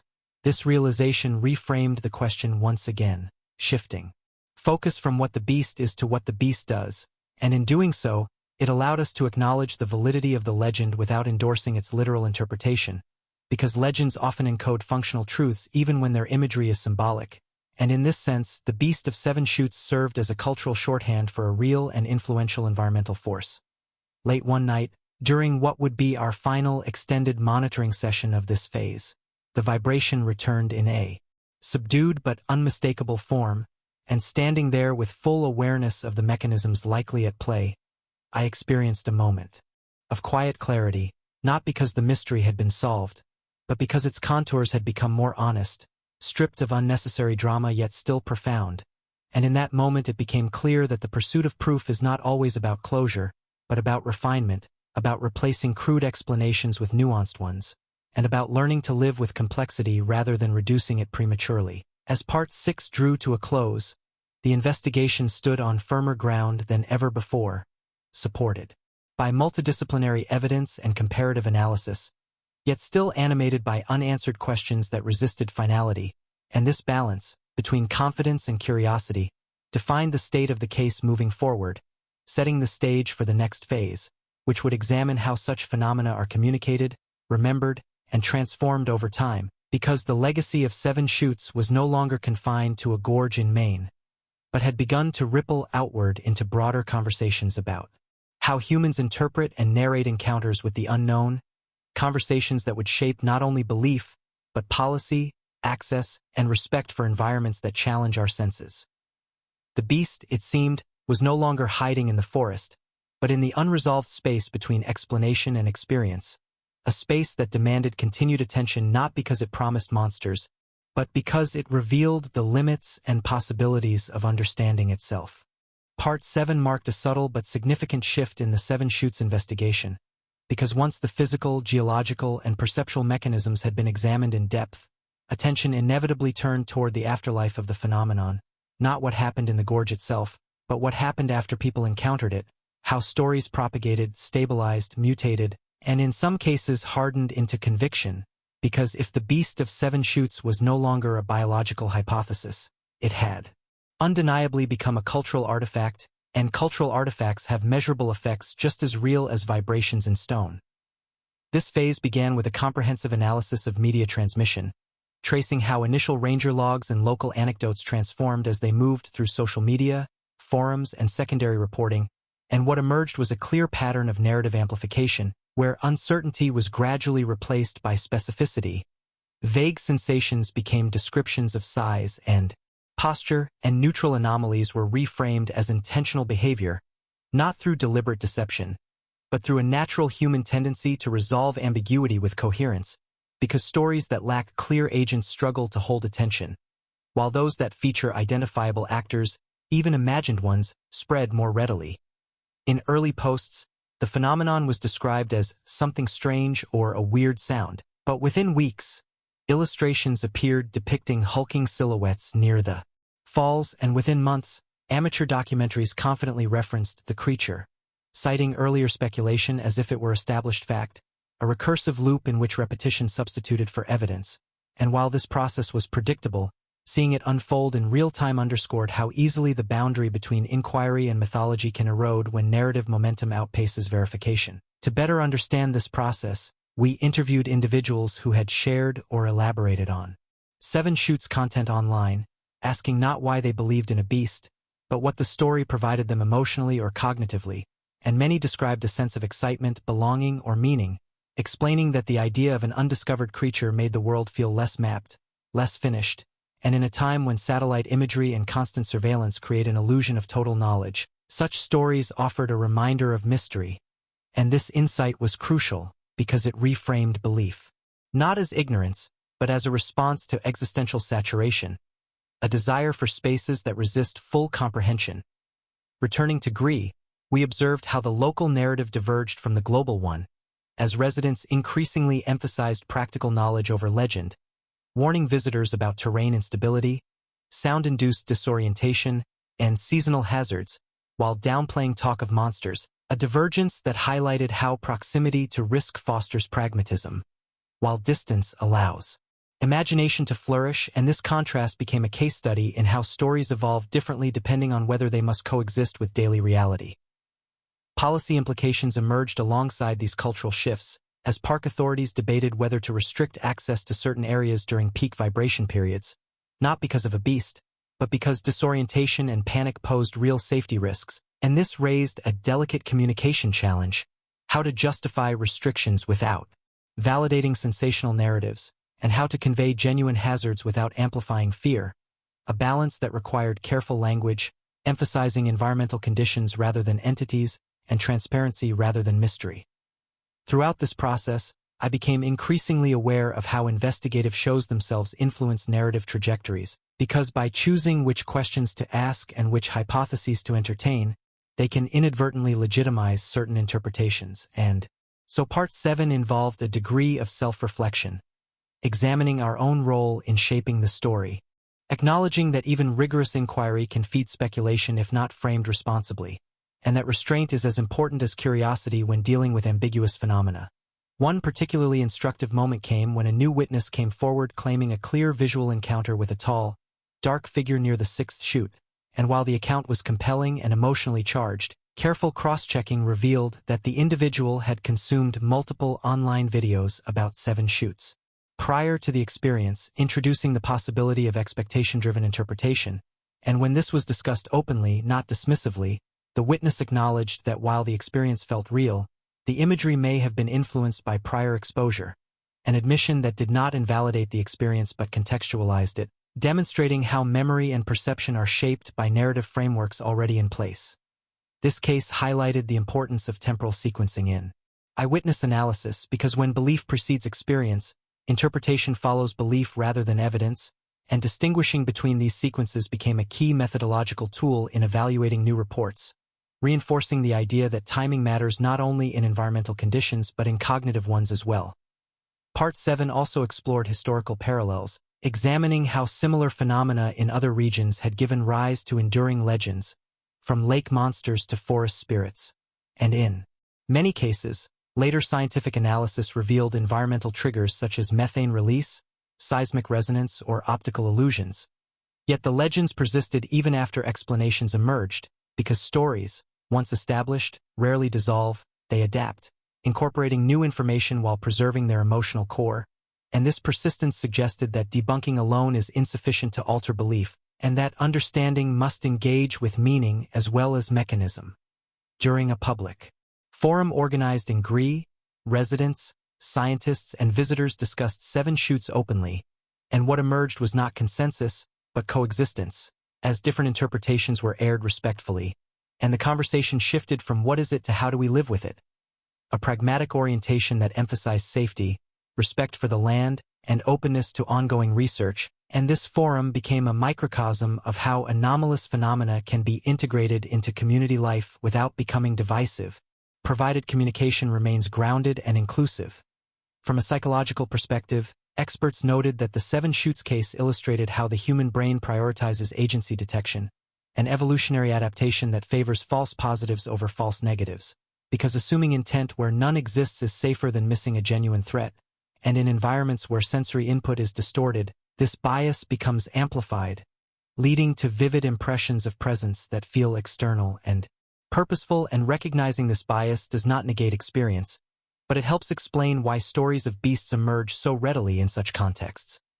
The ethical dimension of storytelling also came into focus, as some content creators sought to capitalize on the beast narrative, staging night excursions and provoking fear responses for entertainment, prompting concern from both locals and authorities, because such behavior increased risk and trivialized genuine hazards, and this prompted discussions about responsibility in portraying unexplained phenomena, particularly in an age where virality often rewards exaggeration over accuracy.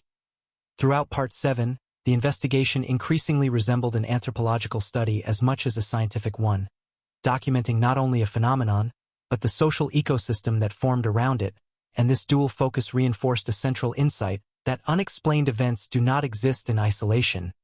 They are embedded in networks of belief, communication, and behavior, and understanding their impact requires tracing these networks alongside physical causes. 1. Evening, while reviewing archived footage from early in the investigation, I was struck by how my own reactions had changed over time, how moments that once elicited tension now elicited analytical curiosity. And yet, despite this shift, the visceral response to the vibration remained, reminding me that interpretation evolves faster than sensation, and that even with awareness of narrative construction, the body remains an honest witness to stimulus, a fact that lends credibility to experiences, even when interpretations vary. As Part 7 concluded, the beast of 7 Chutes stood revealed not as a hidden animal, but as a case study in how modern myths are born, shaped by genuine environmental phenomena, filtered through human perception, amplified by media dynamics, and sustained by psychological needs. And this realization did not diminish the mystery, but reframed it, shifting the unknown from the forest to the interplay between world, mind, and story, a space no less complex or worthy of investigation.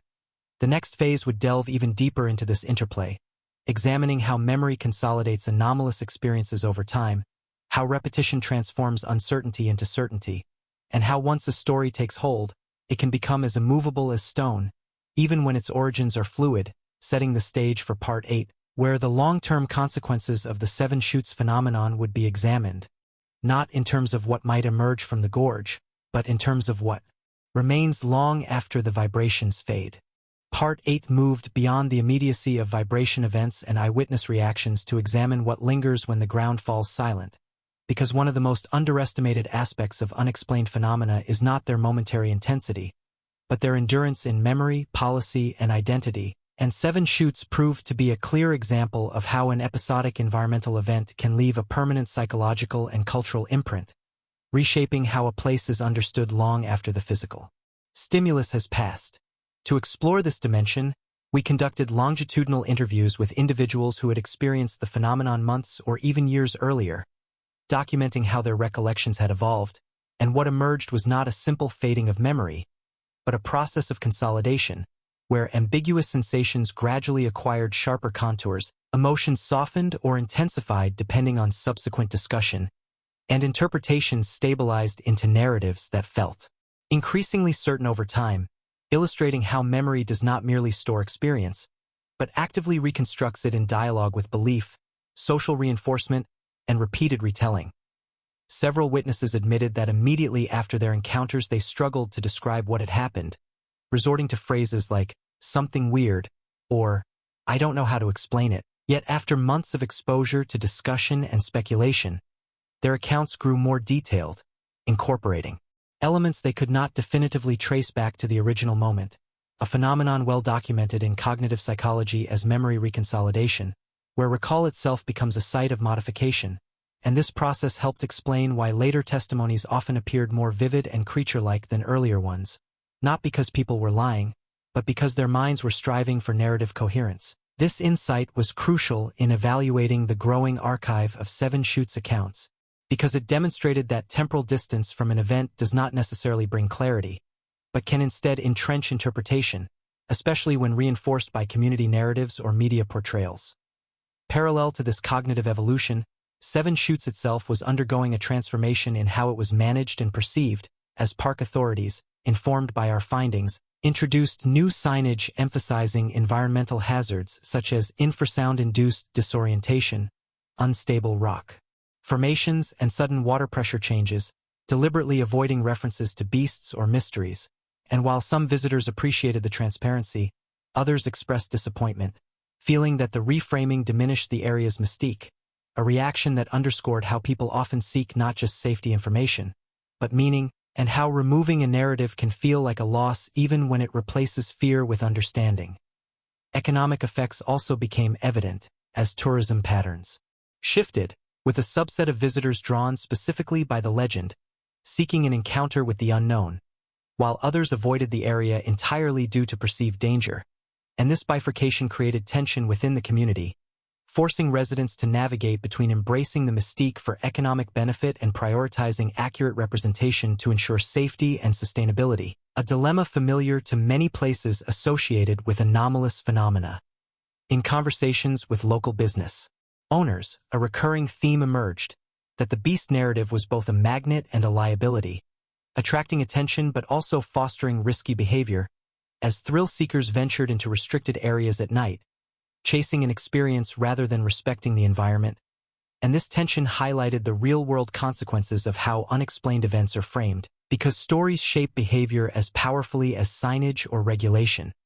From a scientific perspective, Part 8 also involved revisiting archived data with fresh analytical tools, incorporating advances in signal processing that allowed us to re-examine infrasound recordings at higher resolution, and while these analyses did not radically alter our conclusions, they did reveal subtle harmonics within the vibration patterns, suggesting that multiple resonant frequencies were interacting simultaneously, a complexity that could account for variations in perceived intensity and duration. And this finding reinforced the idea that Seven Chutes was not governed by a single mechanism, but by a confluence of forces that together produced an experience greater than the sum of its parts.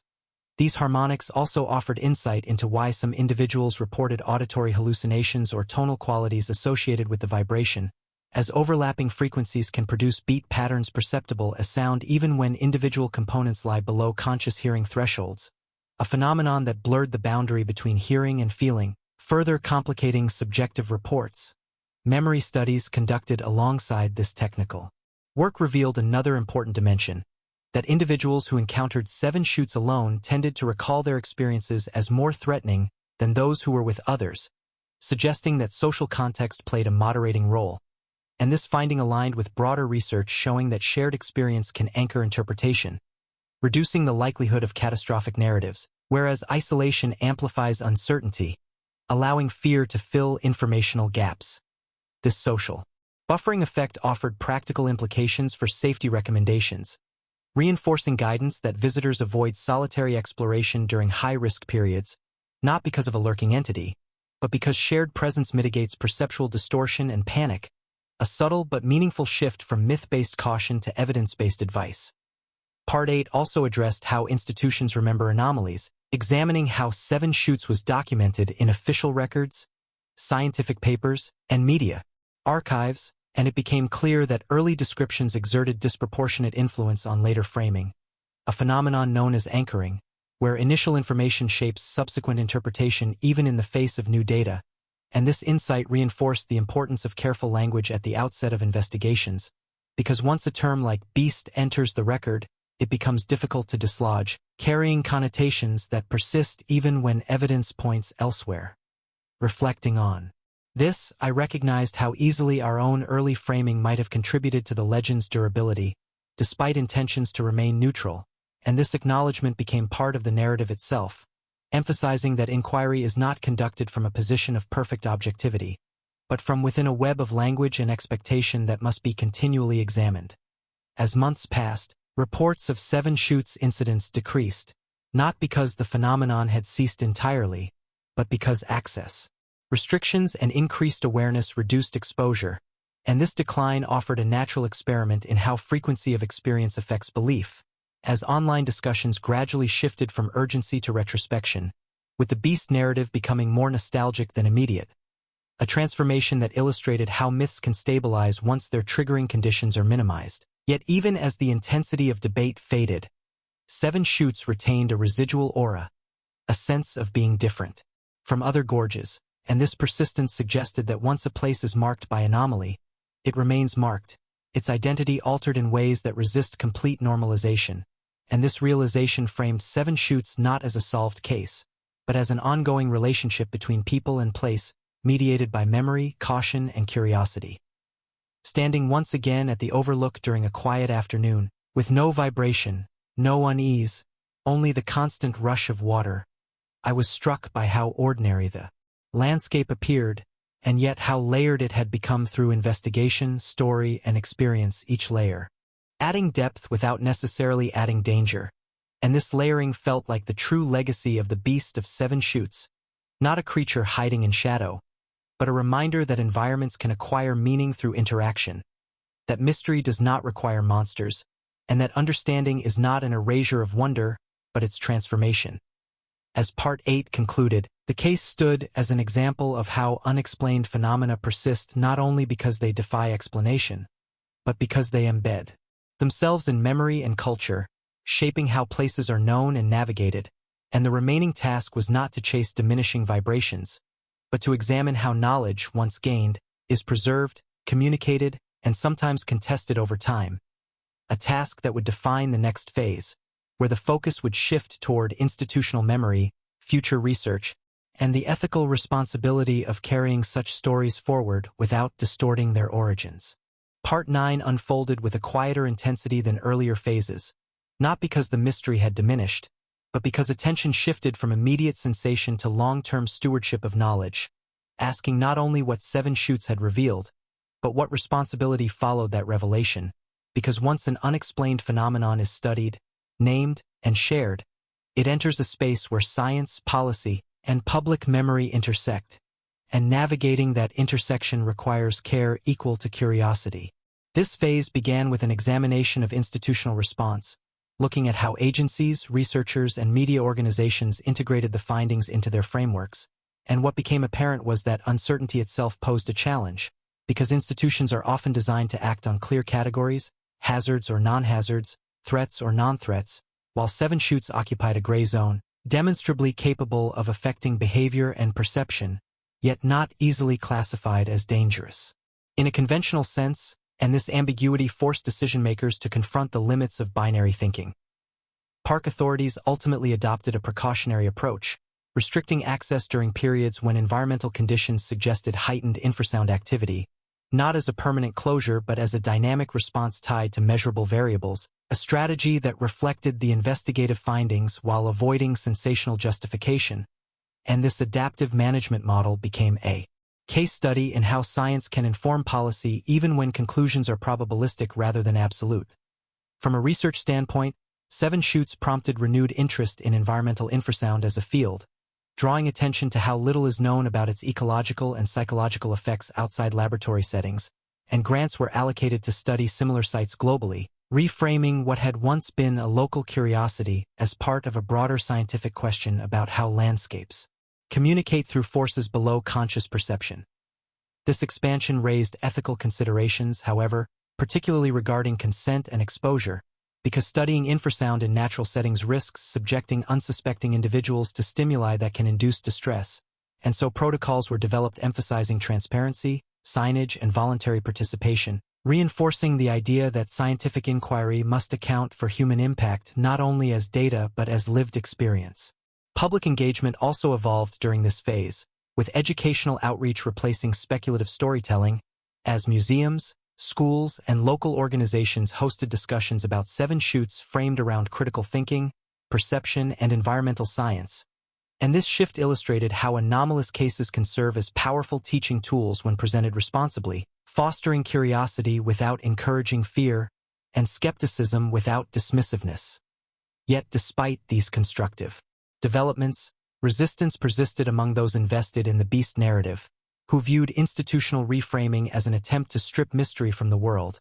And this resistance highlighted a recurring tension, that explanation can feel like disenchantment, even when it deepens understanding, and addressing this concern required acknowledging that mystery and explanation are not opposites, but partners, each enriching the other when held in balance.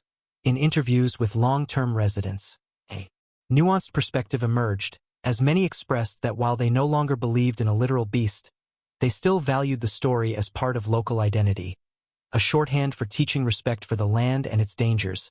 And this pragmatic use of myth underscored how stories can function as cultural tools rather than factual claims, conveying wisdom through metaphor, a role they have played throughout human history. Revisiting the data one final time for this phase, we searched not for new anomalies but for stability, asking whether the phenomenon showed signs of change over time and preliminary. Analysis suggested that while intensity fluctuated seasonally, the underlying patterns remained consistent, reinforcing the conclusion that Seven Chutes was governed by enduring geological and hydrological processes rather than transient factors. And this stability lent confidence to long-term management strategies, even as it left room for continued observation. One unexpected outcome of this phase was the emergence of comparative narratives. As individuals from other regions contacted us with accounts of similar sensations in canyons, near dams, or along coastal cliffs, and while these reports varied widely, they shared enough common features to suggest that Seven Chutes was not unique, but emblematic, a focal point that had drawn attention to a class of experiences previously overlooked or misattributed. And this realization broadened the significance of the case beyond its geographic boundaries. Reflecting on these developments, I was struck by how the investigation had come full circle, beginning with a question about a possible beast and arriving at a deeper inquiry into how humans detect, interpret, and remember forces that operate at the edge of perception, and how societies respond when such forces challenge familiar categories. And this trajectory reinforced a central lesson, that the pursuit of proof is rarely about confirming the extraordinary, but about refining the ordinary until its hidden complexities become visible. On a personal level, Part 9 prompted reflection on the role of the investigator, not as an arbiter of belief, but as a translator between experience and explanation, tasked with conveying nuance in a landscape that often rewards certainty. And this role carried an ethical weight, because missteps in framing could amplify fear or dismiss genuine experience, and finding the balance between these extremes required continual self-examination. One evening, during a follow-up visit conducted purely for documentation, I stood at 7 Chutes as dusk settled, aware that the phenomenon might or might not manifest, and when nothing occurred, the stillness itself felt instructive, a reminder that absence is part of the story, that not every encounter yields sensation, and that patience is as much a component of understanding as instrumentation. And in that quiet, the place felt neither threatening nor banal, but simply itself, layered with meaning accumulated through interaction rather than inherent danger.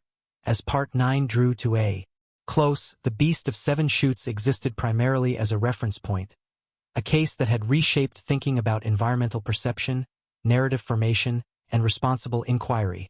And while it no longer demanded urgent investigation, it continued to inform how future anomalies would be approached, serving as a cautionary tale against premature conclusions and a testament to the value of interdisciplinary exploration.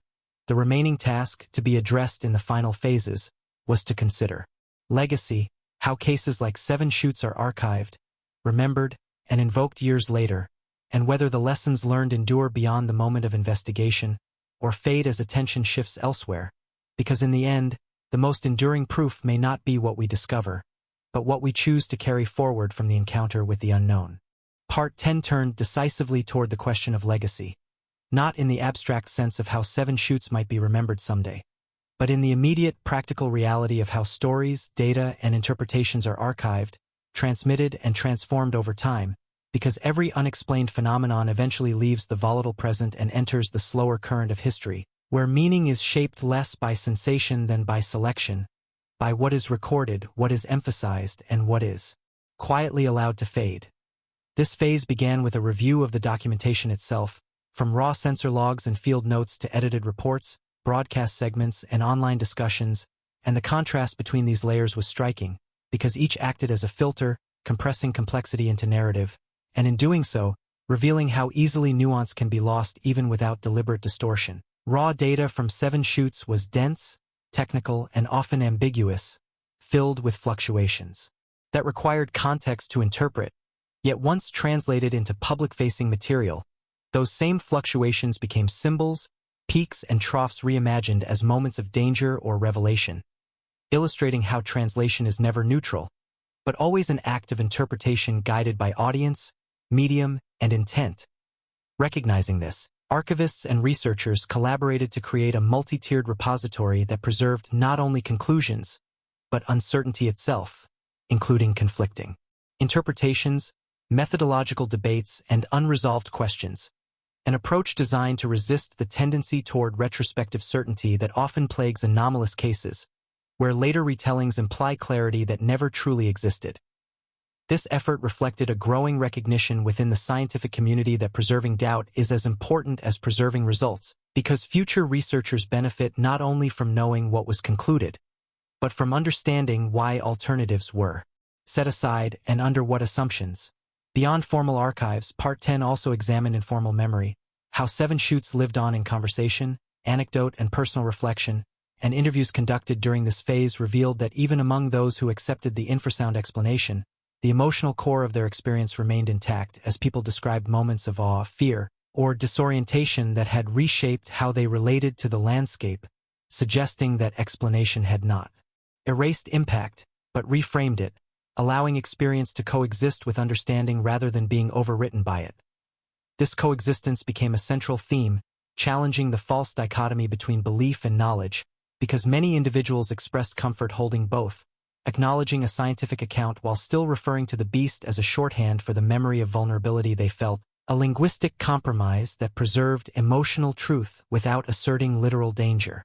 Educational initiatives launched during this period sought to formalize that balance, using 7 Chutes as a case study in curricula focused on critical thinking, environmental science, and media literacy, encouraging students to trace how a single event could generate multiple narratives depending on perspective and purpose, and feedback from educators suggested that the case resonated precisely because it was unresolved in a traditional sense, lacking a dramatic reveal, and instead offering a layered understanding that mirrored real-world complexity.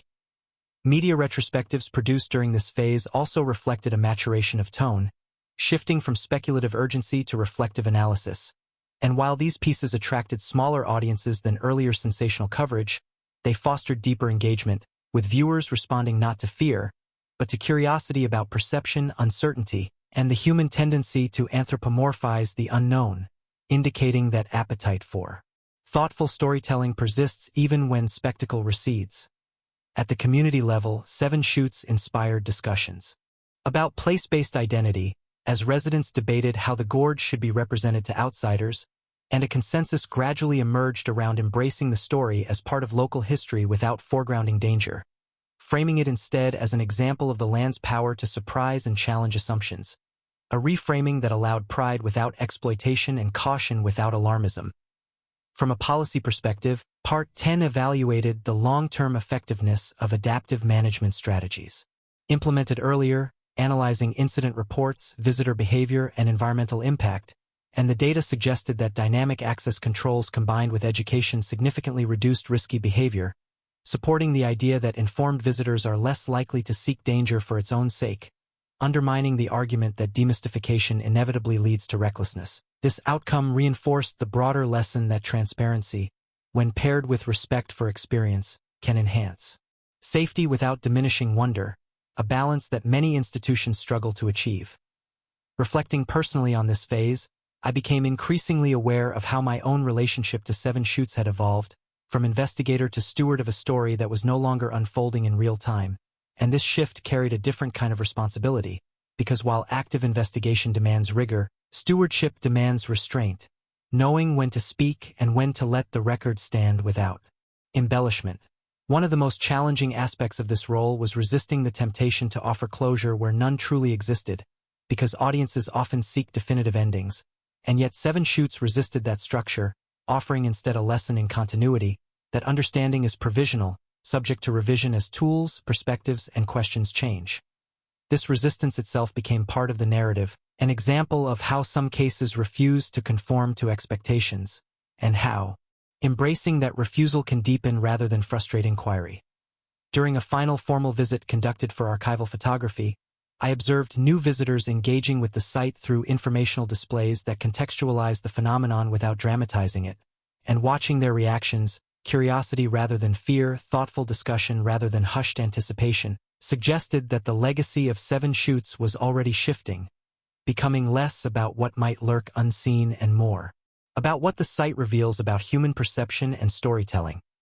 As Part 10 drew toward its conclusion, the case stood as a testament to the idea that the aftermath of an unexplained phenomenon can be as instructive as the event itself, offering insight into how societies absorb anomaly, negotiate meaning, and ultimately integrate the unfamiliar into a broader understanding of the world. The remaining questions were no longer about vibration sources or sensory thresholds, but about endurance, about whether the lessons learned would persist beyond the immediate generation of witnesses and investigators, and how future encounters with the unknown might be shaped by this accumulated experience, setting the stage for the final reflection on closure, not as an ending, but as a continuation shaped by memory, responsibility, and humility.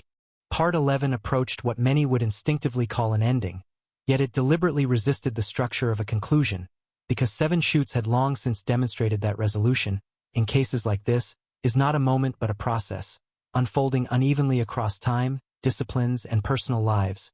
And so this phase focused on how closure is negotiated rather than achieved, how people decide, consciously or not, when a mystery has given them enough, even if it has not yielded everything.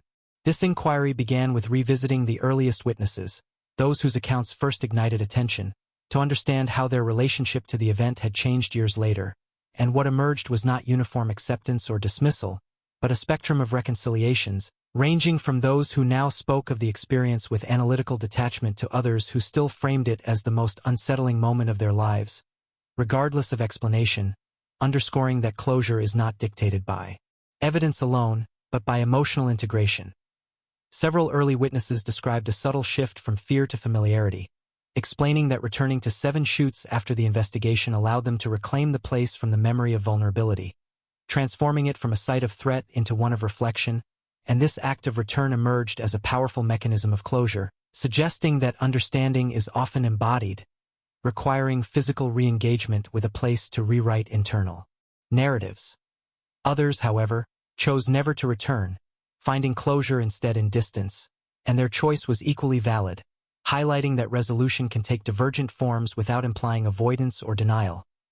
From a broader cultural perspective, Part 11 examined how Seven Chutes had begun to function as a reference point in discussions about unexplained phenomena, cited not as a cautionary tale of deception or hysteria, but as an example of complexity managed responsibly. And this reputational shift marked a significant achievement, because it demonstrated that public discourse around the unknown can mature, moving beyond polarized debates toward nuanced engagement.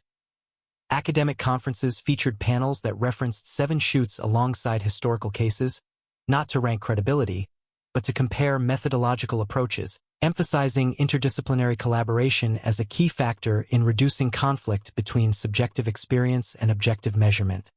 And this framing positioned the case as a template rather than an anomaly. Ethical reflection deepened during this phase as well, particularly around the question of when to stop investigating, because while curiosity drives inquiry, relentless probing can reopen psychological wounds or distort significance, and discussions among researchers increasingly acknowledged the importance of recognizing saturation points, where additional data yields diminishing returns and risks overshadowing human impact. In this sense, closure became an ethical decision as much as an epistemological one, requiring humility to accept that not all questions need to be pursued indefinitely.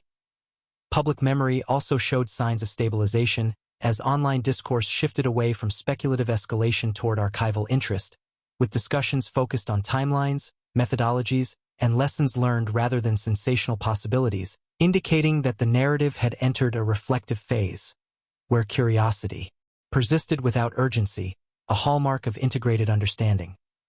Educators reported that students engaging with the Seven Chutes case often expressed surprise at its lack of a dramatic ending, yet many later identified that absence as its most instructive feature, teaching them that real-world inquiry often culminates in probability rather than certainty, and that living with ambiguity is a skill rather than a failure. On a personal level, Part 11 required confronting my own expectations about what it meant to finish telling this story, because the impulse to offer a final revelation was strong, shaped by narrative conventions ingrained through years of exposure to neatly resolved mysteries, and resisting that impulse meant embracing a quieter form of storytelling, one that trusted the reader to find meaning without being guided toward a definitive answer. This restraint felt uncomfortable at times, but it mirrored the reality of the investigation itself, which had repeatedly defied attempts to be reduced to a single cause or moral. During a symposium held near the gorge, where researchers, locals, and visitors gathered to discuss the case informally, one comment stood out, offered by a resident who had followed the story from the beginning, who said that Seven Chutes had taught them not what to believe, but how to listen to others, to the land, and to their own reactions, and this statement encapsulated the deeper legacy that Part 11 sought to articulate, that the value of the case lay less in its conclusions than in the habits of attention it cultivated. Attention emerged as a unifying theme, attention to environmental signals that usually go unnoticed, attention to psychological processes that shape perception, and attention to language itself, which can either clarify or obscure depending on how it is used, and recognizing this shifted the focus from explanation to practice, from what 7 Chutes was to what it encouraged people to do differently afterward. As preparations began to formally close the active phase of documentation, decisions were made about what would remain open, including ongoing environmental monitoring conducted unobtrusively, ensuring that if conditions changed significantly, new inquiry could begin without resurrecting unnecessary alarm, a compromise that honored both vigilance and restraint. Standing once more at the edge of the gorge during this phase, I found that my own reactions had softened, not into indifference, but into familiarity, the kind that allows for appreciation without anticipation, and this personal transformation mirrored what many others described, suggesting that closure often manifests as a shift in emotional posture rather than a declaration of finality. As Part 11 drew toward its end, the narrative reached a threshold where the story of investigation gave way to the story of inheritance, raising the final question not of what 7 Chutes was, but of how its lessons would be carried forward by those who encountered it next, whether as researchers, visitors, or readers, because, ultimately, the measure of closure is not whether a mystery ends, but whether it leaves us better equipped to face the next one with patience, humility, and care. Part 12 did not attempt to provide a final answer to the mystery of 7 Chutes, because by this stage it had become clear that answers, when isolated and framed as endpoints, were inadequate vessels for what the case had come to represent, and so the final phase focused instead on synthesis, on drawing together the many threads of sensation, interpretation, policy, memory, and ethics into a coherent understanding of how encounters with the unknown reshape both individuals and institutions.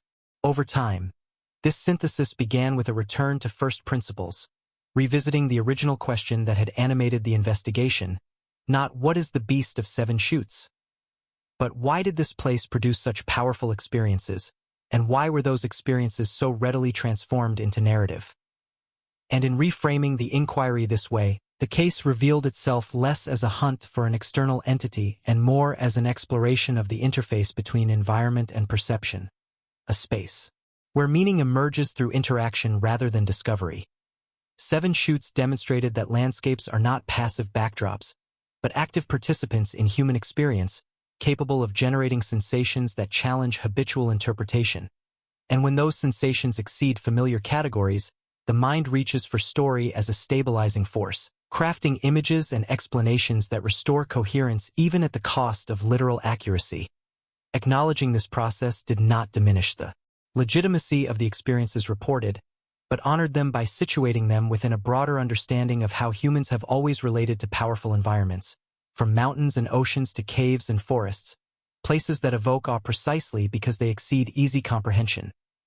The final synthesis also addressed the role of media, including investigative storytelling itself, recognizing that platforms like The Proof is Out There occupy a liminal space between documentation and dramatization, tasked with engaging audiences while maintaining responsibility, and 7 Chutes became a reminder that how a story is told can influence not only belief, but behavior, policy, and memory, amplifying the importance of careful framing when dealing with ambiguity. Interviews conducted toward the end of this phase revealed a subtle but meaningful shift in how viewers and readers described their engagement with the case, as many expressed appreciation not for a revelation, but for the process, noting that following the investigation had sharpened their awareness of how easily assumptions form and how valuable it is to question first impressions, suggesting that the true proof lay not in confirming a phenomenon, but in cultivating critical curiosity. From an institutional standpoint, 7 Chutes left behind a framework for responding to anomalous reports that balanced openness with skepticism, urgency with restraint, and this framework was already being applied elsewhere, demonstrating that the legacy of the case extended beyond its geographic boundaries into practice, influencing how future reports would be assessed without defaulting to dismissal or sensationalism. The environmental monitoring that continued quietly in the background symbolized this balance, a commitment to vigilance without spectacle, acknowledging that while the phenomenon did not demand constant attention, It deserved respectful observation, a stance that mirrored the broader lesson of coexistence with uncertainty. Personally, completing this final phase required accepting that the satisfaction of the story did not come from mastery, but from humility, from recognizing that even after extensive investigation, 7 Chutes retained the capacity to surprise, not because it concealed a hidden creature, but because it revealed the limits of certainty and the richness of interpretation. Standing one last time at the gorge, aware that nothing dramatic was expected to happen, I felt a sense of quiet continuity rather than conclusion, an understanding that the place would continue to exist, to resonate, to affect those who encountered it in ways shaped by their own perceptions and contexts, and that this ongoing relationship was more meaningful than any definitive claim. The Beast of 7 Chutes, in its final form, existed not as an entity to be proven or disproven, but as a narrative anchor, a name given to a moment when environment, sensation, and story intersected powerfully enough to demand attention. And in that sense, the beast was real, not as a physical creature, but as a symbol of how humans encounter the unknown and translate it into meaning.